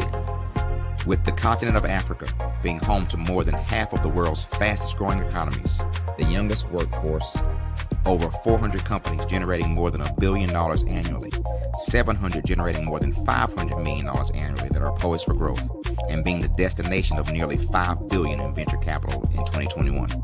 Diversifying U.S. and Africa commercial engagement by building bridges between African businesses and their U.S. diaspora should begin being seen as mutually beneficial. From helping to reduce Africa's enormous capital gap to catalyzing two-way trade opportunities, the COVID-19 global pandemic hopefully has taught us that global challenges and opportunities are more interconnected than we thought.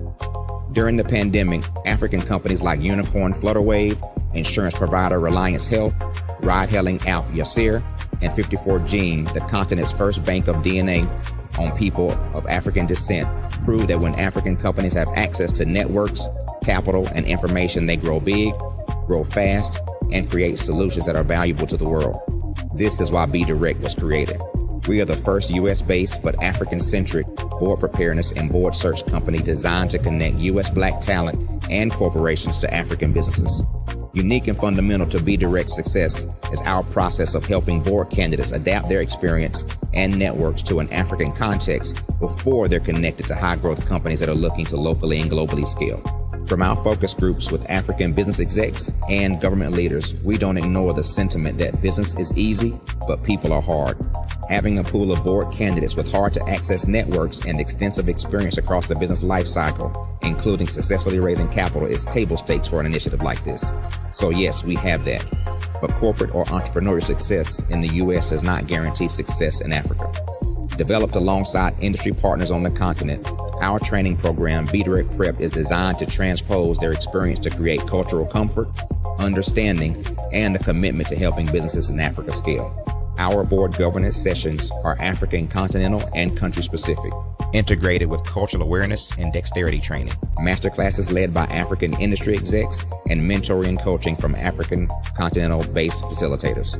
But even more unique to Be Direct Prep, we cap off our training program with an immersion trip to help candidates that have not been to Africa before see and feel Africa's complexity and opportunity from African soil. We all know traditional network-based board placement has historically left a lot of us out of ever really being in the paid board pipeline. Our strategy supports the work of many great organizations that are successfully filling seats at U.S. board tables by creating more tables for those that are still left on the sideline. It's time to start seeing the role and value of U.S. Black talent and businesses on the continent of Africa differently. Old perceptions and habits limit economic inclusion. Let's transition Black talent and the African businesses they will support from the periphery of the global economy to its core. Living in a global lockdown, we all know now how fast local and global economies can change, and see the value of having businesses that hire, strengthen local value chains, and even grow globally. Status quo in any form holds back progress. We must democratize U.S.-Africa commercial engagement by socially and economically connecting cultures that have long been disconnected. It's time for Africa's U.S. diaspora to redefine their global value by helping African businesses scale continentally and globally.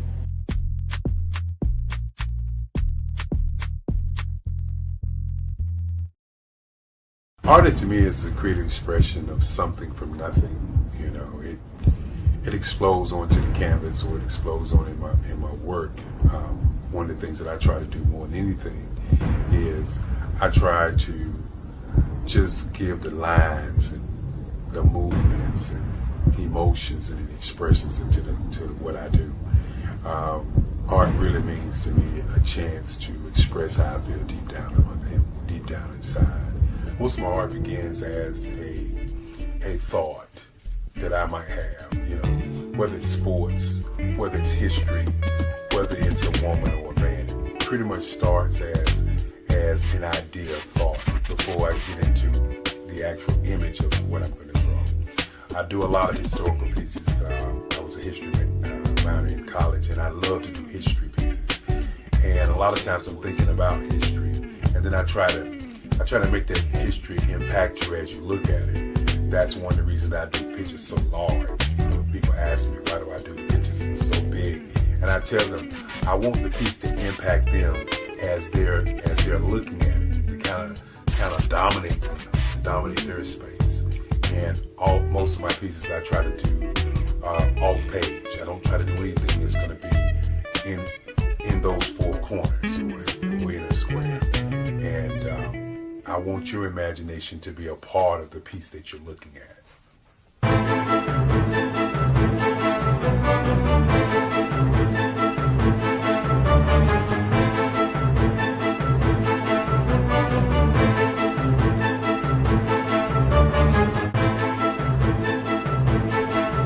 The way I feel when I'm drawing, when I'm creating something, is I feel free.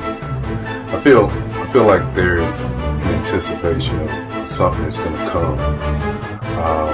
I try not to draw first. I try to draw second. And what I mean by that is I try to allow myself to kind of get into the piece and just relax. Sometimes I miss time. I'll draw 2-3 hours, sometimes 4 hours. And while I'm drawing, it's just a free. I just feel free. I mean, I feel like time stands still.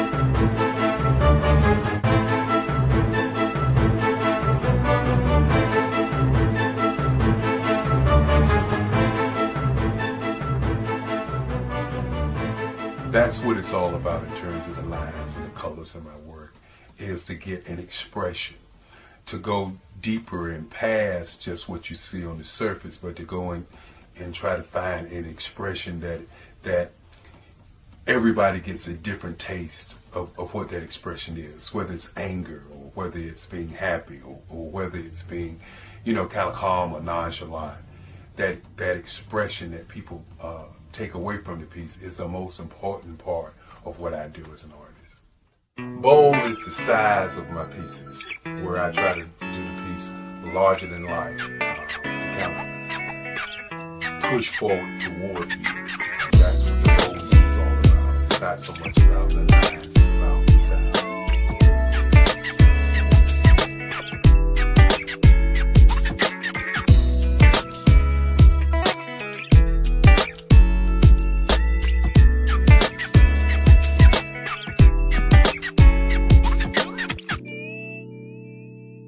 The Face of Change art show is inspired by my mother, but more importantly, it's a historical moment in time as the pieces depict different emotions and expressions of Barack Obama.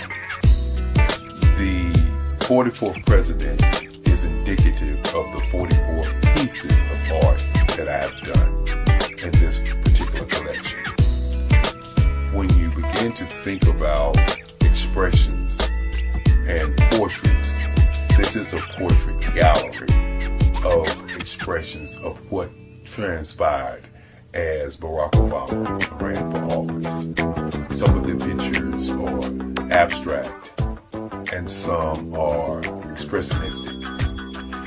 And I combine both of those forms of art create this collection of art pieces.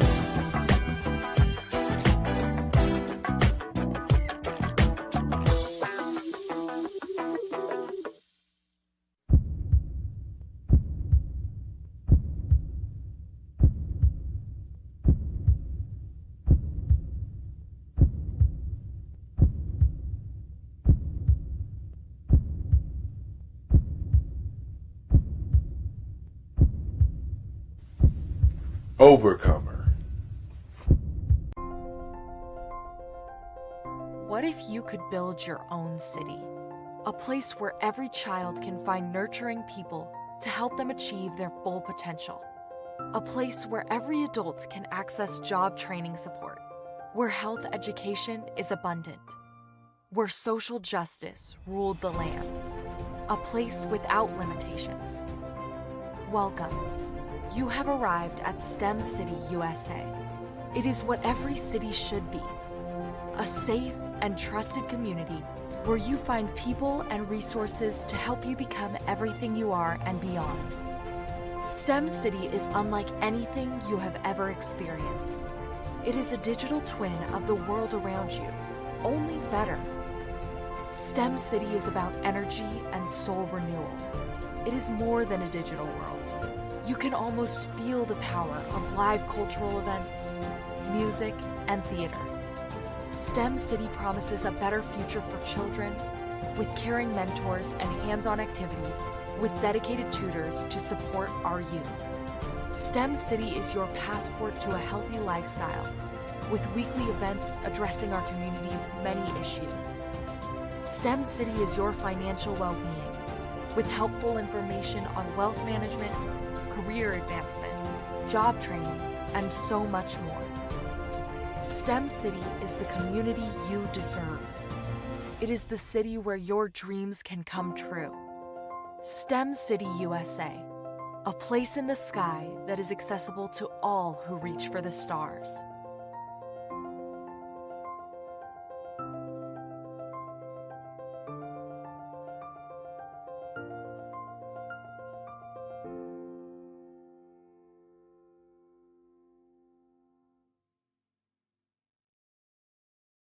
Hello, I am Dr. Eric Kelly III, the visionary strategist and founder of the Black Business Olympics.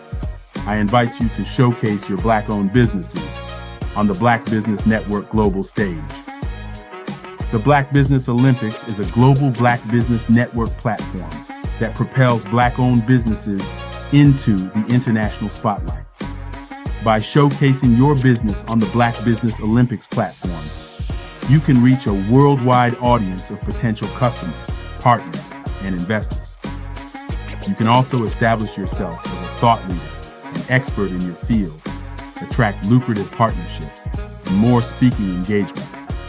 In addition, the Black Business Olympics platform provides a valuable opportunity to connect and collaborate with like-minded entrepreneurs and business professionals from around the world. This can lead to new business opportunities, ideas, and relationships. Finally, by sharing your story and expertise on the Black Business Olympics platform, you can inspire and empower others. This is a powerful way to make a positive impact on the world and leave a lasting legacy. If you are a Black-owned business owner, I encourage you to seize the opportunity to showcase your business on the Black Business Olympics platform. It is a once-in-a-lifetime opportunity to make an indelible mark on the world. Be one of the 1,000 visionary entrepreneurs who are changing students' lives, shaping industries, and leaving an unforgettable legacy for their families. Unleash your voice on our global stage and watch your business thrive. Black Business Olympics is one of the largest Black business showcases in the history of Black business in the world. Yes, the entire world. Just give me a call today at 919-308-9090.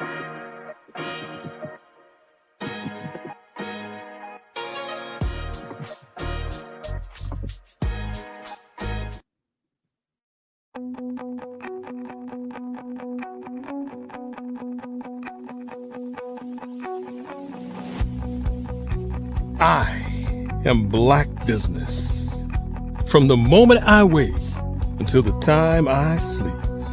Yes, I am Black Business. I am Black Business. Tell me, are you Black Business? I am Black Business. Do you support Black businesses? Listen, I support Black business because I am Black Business.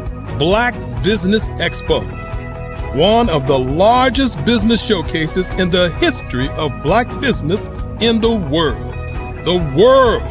Sign up today at www.blackbusinessexpousa.com or call 919-308-9090. I am Black Business.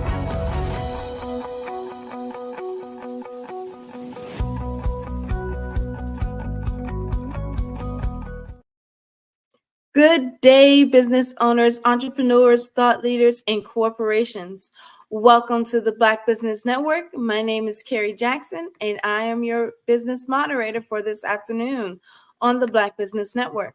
The Black Business Network is a 24-hour business network showcasing Black businesses, business owners, entrepreneurs, and thought leaders worldwide. We have speakers from North Carolina, California, Alabama, London, Singapore, Africa, Japan, and cities all over the United States. The Black Business Network is a global community showing its business knowledge to empower, inspire, and educate businesses about business. Our next speaker, Ms. Jacqueline Jones, is a Tuskegee University alumni and now the founder and CEO of Beautiful Blessings in Motion Incorporated. Naturally embodying the philosophy and life practice of basic principles of social work, her dedication to public service and the well-being of others has afforded her a wealth of experience, of which she uses to encourage and bolster others along their life's journey. As a therapeutic life coach, helping individuals and groups in life-shifting sessions are just a couple of methods that she used to assist people in navigating life challenges. She believes in transparency and uses her life experience as a blessings in motion to help individuals to create change in themselves and aid others in transforming their lives to maximize their true potential. She endeavors to use her motivational message in any form that she is given the opportunity to be transparent and honest in sharing with the high hope that her truth will enable others to share theirs for the purpose of healing through peace. Jacqueline knows and believes wholeheartedly the only way to healing is through truth. Jacqueline Jones, how are you? I'm great. How are you? I am well. Thank you for coming on the show. Thank you for having me. So what inspired you to pursue your career in social work and mental health advocacy? Well, I think it's always been a part of who I am and who I was, even as a child. Of course, I didn't know it that way, but I'm told later on in life at 54, I hear stories from family telling me, hey, this is, you've always done this and you've always reached out and cared for others. But I know along my journey of healing, because at the age of 4, I was sexually abused at the age of 4. So I'm a survivor, and so apparently it was something that I knew I could draw from. At some point, I knew I could draw from. And so when I got to a point where I was along my healing journey as a Tuskegee University student, I started off as an architect major there, thinking that that's what I was going to do. And I found that was a very isolating type of a career. But my mom suggested social work. And I ended up going the social work route, but on that route, I recognized that I didn't want to do it the way in which other people were doing it. Like I didn't want to be a child welfare worker. I didn't want to do those type things, but I had always spoke about wanting to work in a private corporations and working with the employees or some kind of way that way, but and helping people individually, but not in the counseling way. But along that journey, and like I said, along my healing journey, I recognized that I had that nothing that I went through was just for me. And so in order to heal, I needed to share some things. It took me a while because the healing, the journey of healing, it is absolutely just that. It is a journey. It is not a destination. It is always a place and space where you have to be picking up some of the byproducts along the route so that you could use it in your healing. And so along that journey, I was able to experience different therapists.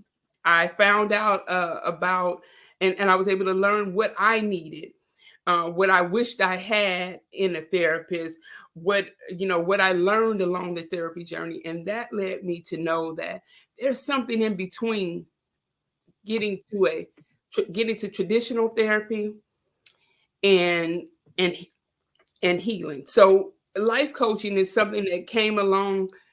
It's not that old of a profession. And so when it came along, I knew that this is what I was speaking about when I was in school, that this is what was needed. And so I consider myself that gap. Consider that myself the go between definitely getting into therapeutic getting into traditional therapy as opposed to having a life coach. And sometimes I am the stop. And other times I am the one who gives permission to go ahead and make that next leap. You can have both. Yeah. So I hope that answers the question and not too much, but yes. No, you're great. So please tell us about Beautiful Blessings in Motion Incorporated. So the way the nonprofit came about is that I recognized that there were people who needed to be able to access what it is I do, but they didn't have the funds to do such. And so I found myself doing things like, and I don't mean this in a hard way, but giving more of it away, but I still needed to live.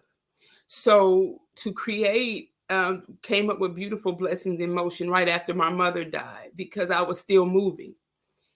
And it was a blessing to still be moving after you lost your mother. And to go back, I lost my mom 12 years ago, and the world looks different. Yeah, from that lens, you join a private club that nobody really wants to be a part of, but it feels that way. It feels like here you are, and you're like, okay, so now nobody wants to be a part of that club. You know that you're not the only one, but it feels that way, and it feels like an exclusive club. So anyhow, that came along, and I knew that people needed safe spaces, and I wanted to create safe spaces. And because I was still keeping my feet moving and my spirit still after losing my mother, I knew that there was some way there that the name Beautiful Blessing in Motion had to be a thing that helped. It had to be more than a duality. So it was duality times 2. So I was trying to touch this base and touch that base. And so what I ended up doing was creating Beautiful Blessing in Motion, turning it into a nonprofit so that kids and young people, young adults, adults in their later in their wisdom years had access. And the way I do that is I contract with corporations, go in and speak, do a lot of employment development. I actually do a lot of contract work with Tuskegee University, go in and speak with students and things like such. But that generated the funding for me to go into places where they could not afford. to be able to have someone to sit down and to hear them. And that's important because somebody did it for me and didn't charge me. Wow. You know? So what type of services do you provide? So first and foremost, therapeutic life coaching is actually one of the core is the core. But in that relationship, it is one where, again, I say again, developing safe spaces that is particular, natural, and organic to the client, to the person, to the human being that I am connecting with.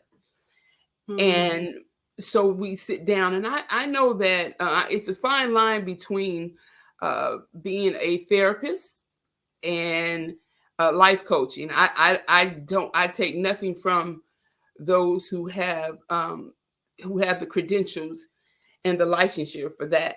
What I forgot to mention was I got my degree in social work and was a licensed social work on the bachelor's level shortly after I graduated in 1992 from the Tuskegee University. And so I have a level of respect for that. So I'm not trying to do any therapy that steps on the toes of those who have, gone the route to be just that. But what I am doing is trying to bridge a gap to get those people who would not normally come in those spaces or who couldn't afford to come in those spaces. Because if you can't pay for therapy $100 plus an hour, and if you don't have the insurance that's going to cover more than 10 sessions, how are you going to talk about being sexually abused at 4 years old, and here you are in your 40s, and how you going to talk about that in 10 sessions? And how are you going to talk about that in 45 minutes? So I use my experience that I love 90% of my therapists. I love them. And I say them because I had a few, because it's not okay, here's a therapist, that one works, and I will go with that. I've had a few. And I know that when you bring this stuff up at the end of the 45, 50-minute session, then you leave out of there and you're left holding that. Then what? Then what? I know that they can't go with me throughout my day to the grocery store. I recognize that.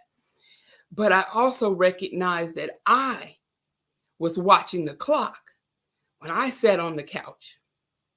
I was watching the clock. So what one of the services I do offer is not to put the clock on it. Now, we're not going to sit there 24 hours and talk. We're not going to be there 8 hours. But I don't want my client to feel like this is a rush to get to the point.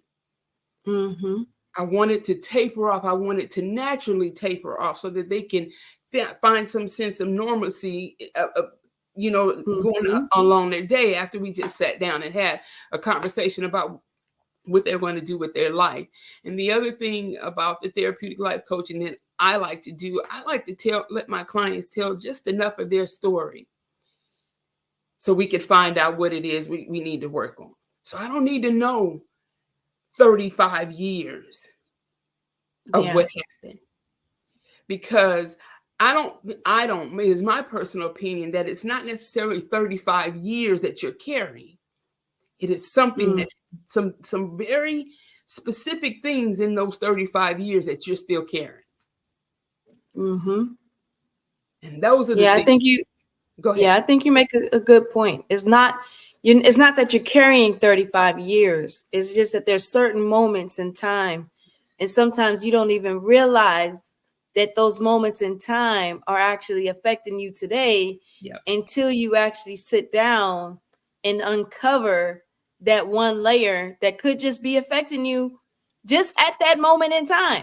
Just like that it may not week. affect you next week, but this week, it's an issue.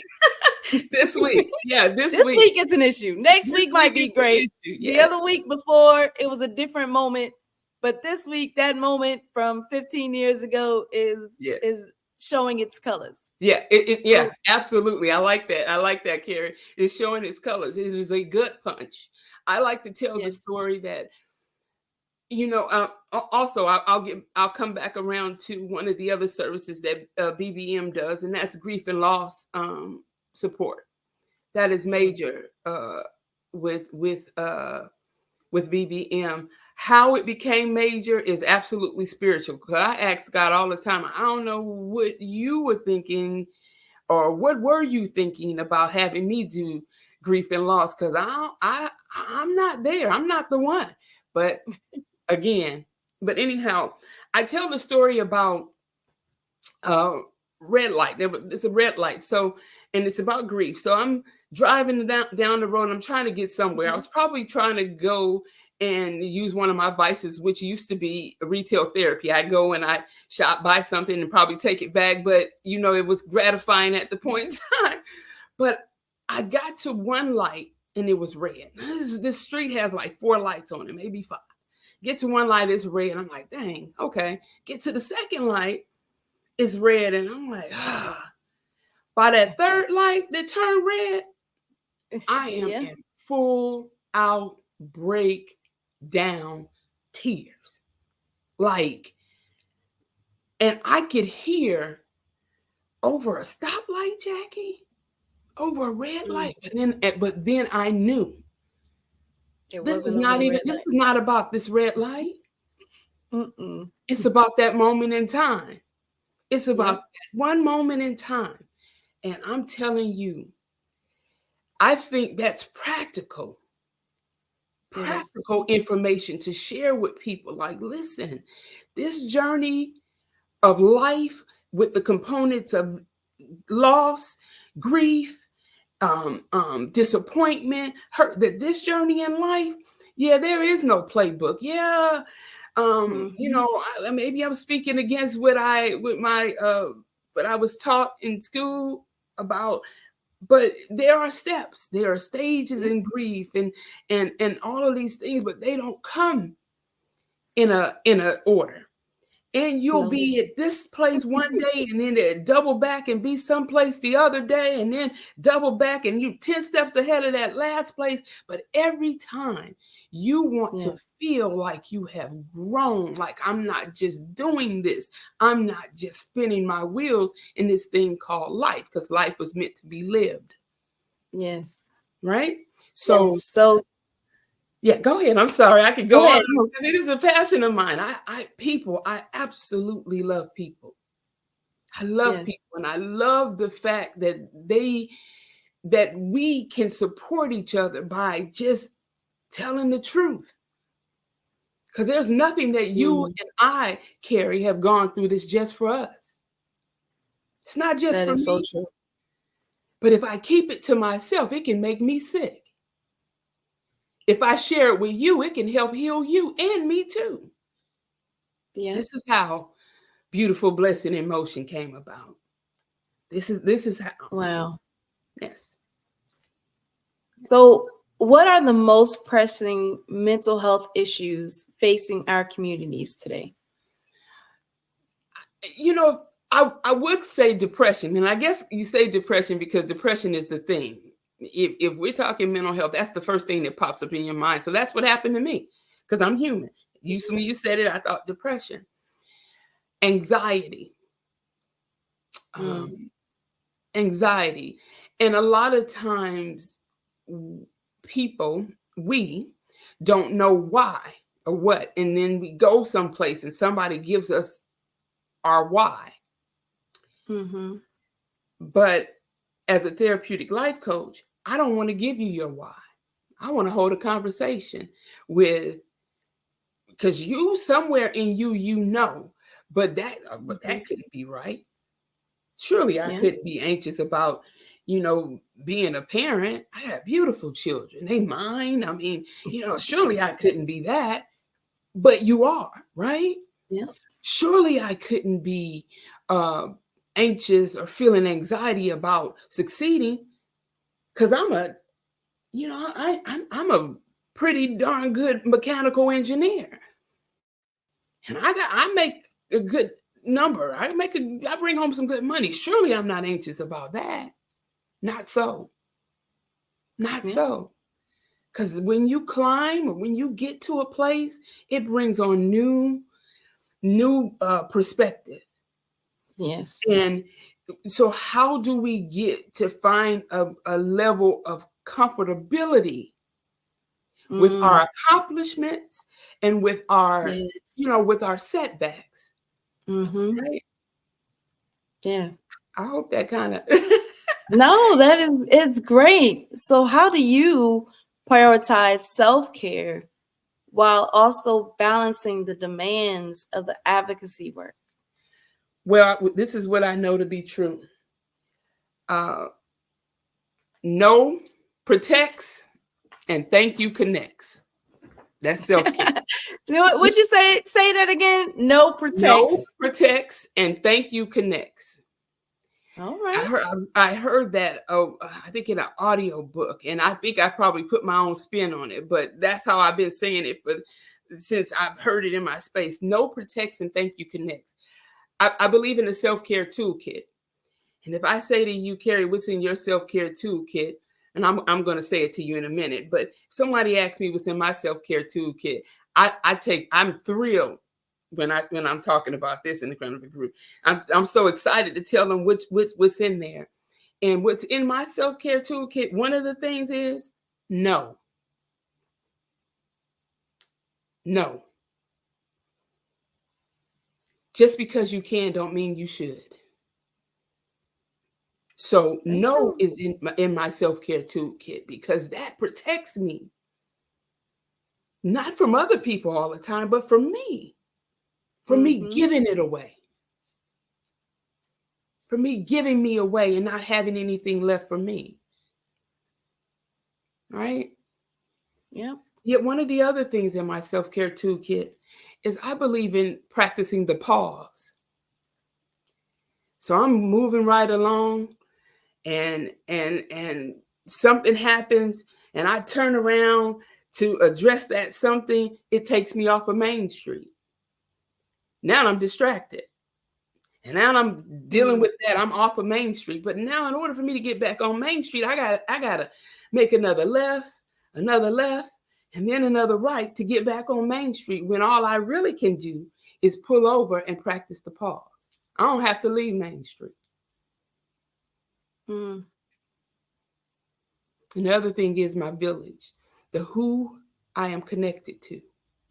Who do I allow to whisper into my spirit?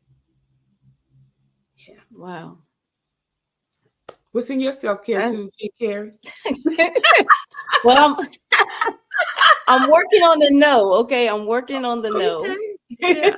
Okay. And there's power in a positive no.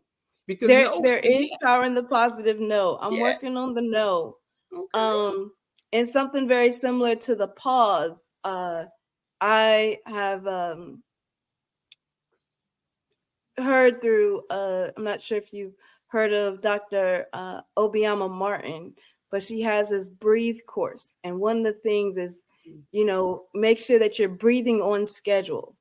Ooh. So that's one thing that I've taken, and I ask myself a lot, Carrie, are you breathing on schedule today? Like, are you, really taking that deep breath to make the pause, as you were saying? Yes. And so, yes.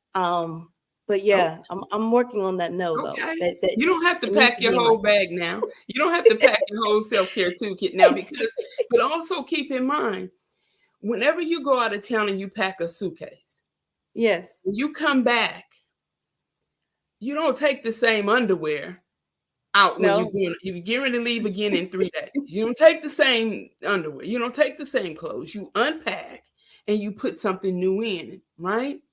Wow. And if it's something, and if it just say you only own 10 pair of underwear. I'm just saying. It's just humor is the other thing in my self.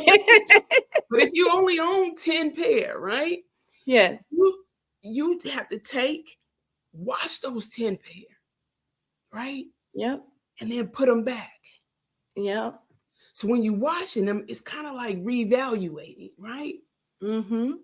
Right. These things are like, I believe in keeping it simple. Don't make this thing hard. Wow. Don't make it hard. I mean, I don't care how much education one has. If you make this thing hard, just because you have the education, you will still find yourself locked in the puzzle. That's right. That Locked is so in the true. puzzle. I am not the one to be locked in the puzzle. You heard me probably say BBM's motto is keep your feet moving and your spirit still. Wow.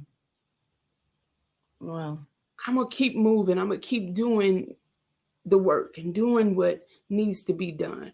My spirit needs to be still in the fact that, you know what, I have some resources. I have the right, and I give myself permission to pull over and practice the pause. Right? That's what you know, my spirit is still in the fact that I have some tools, you know, that's going to work for me. And when they don't work, I take them out of the suitcase and I put back in what I need to. Maybe I take them out, wash them and put them back. And maybe they don't make the cut for the next trip. Well, that's true. Yeah. It's all part of life's journey. Absolutely. Can you share a success story where the collaborative efforts has led to a positive change in your surrounding community? Oh gosh. I humbly say that there are a few. And so I humbly say that to choose one over the other would kind of be like, you know, so I hope to whomever is watching this understand and know that you are all absolutely special to me, and that all of them help heal me. So that's my cheat sheet. They are all my clients help heal me. So I have a client who was very skeptical of what it is a life coach does, and so when that happens, when it happened, he said, "Well, I'm a mechanical engineer, and how can you help me? What's your background?" I told him what my background was. I said, and I had to let him know that I didn't need to be a mechanical engineer in order to support him in being a better human being, which would absolutely support him in being a better mechanical engineer. Long story short, he made some investments after we did some work together, and we still check in. We check in once every other month. And he is now a multimillionaire. And if I ever, he sends some donations to my nonprofit. I didn't have the nonprofit then, but he has since, when he found out I did have one, he'll donate some, it could be items, or it could be a little financial support to BBM. But he said I made him a believer, and I told him that he actually had that in him. It wasn't me. I just supported him. I just supported him in knowing that he had the tools within him to do what it was he wanted to do.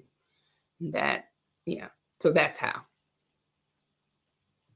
Wow, this has been a great experience, and time has flown by. Yes, but thank you for sharing your expertise and just being real, having a real talk. Yes. I really appreciate it. Can you please give information on how someone can get in contact with you or your business? So you can, if you would like to reach me, you can email me at onebeautifulblessing@gmail.com. You can actually reach out to me. You can call me on my business number at 334-740-1784. You could call, leave a message. Sometimes my box is full, so you probably might want to just shoot me a text and say, "Hey, this is so-and-so. Do you have a moment, or can we connect?" those are the ways. I'm pretty simple, and probably my methods are archaic, and because I desire to do the work and not the back work, and that's true. But I'm getting better at that. I'm getting better at that because there's power in obedience. So I'm getting better with the back work, but simple. Just, you can email me. You could call me again, 334-740-1784. The email is one, that's spelled out ONE, beautiful blessing in motion at Gmail, beautiful blessing in motion at gmail.com. Thank you so much for the opportunity and giving me grace on the time difference. I'm sorry. I was out. Yeah. Thank you so much. Yes, it's all right. Thank you. Thank you, Jacqueline. And we appreciate you being here. And genius is common. I'll see you on the other side. All right. How many times have you been asked to help someone you didn't even know? A student, a business entrepreneur? Or did you ever even ask, where did they end up? That business, that friend, that entrepreneur. Well, just maybe they ended up in a gang, bankrupt, homeless, or worse, dead. Maybe they turned to crime, drugs, and alcohol. Did you ever wonder? Did you destroy their dream, or was your life always so easy? At the Black Business Olympics, we started a movement to help students complete. Give them hope and foster success. Help them to leave their dreams of providing laptops, computers, and up to $5,000 in scholarship funds. Today, we ask you to help a student, a business owner, or an entrepreneur to realize their dream by sponsoring them, supporting them, and buying from them. Consider this. With $1.6 trillion in our Black community, we only ask for a small donation for our students, our businesses, and our entrepreneurs. And you can change a life today. So I ask you, what are you going to do? Sit on the sideline and watch our students in high school be leaving, miss out on their dream from lack of resources? Or are you going to donate to the movement and change their future and yours as well? Give us a call today at 919-308-9090. Change their life by investing with action to the Black Business Olympic Fund. The Black Business Olympics, one of the largest business showcases of Black business in the history of the world.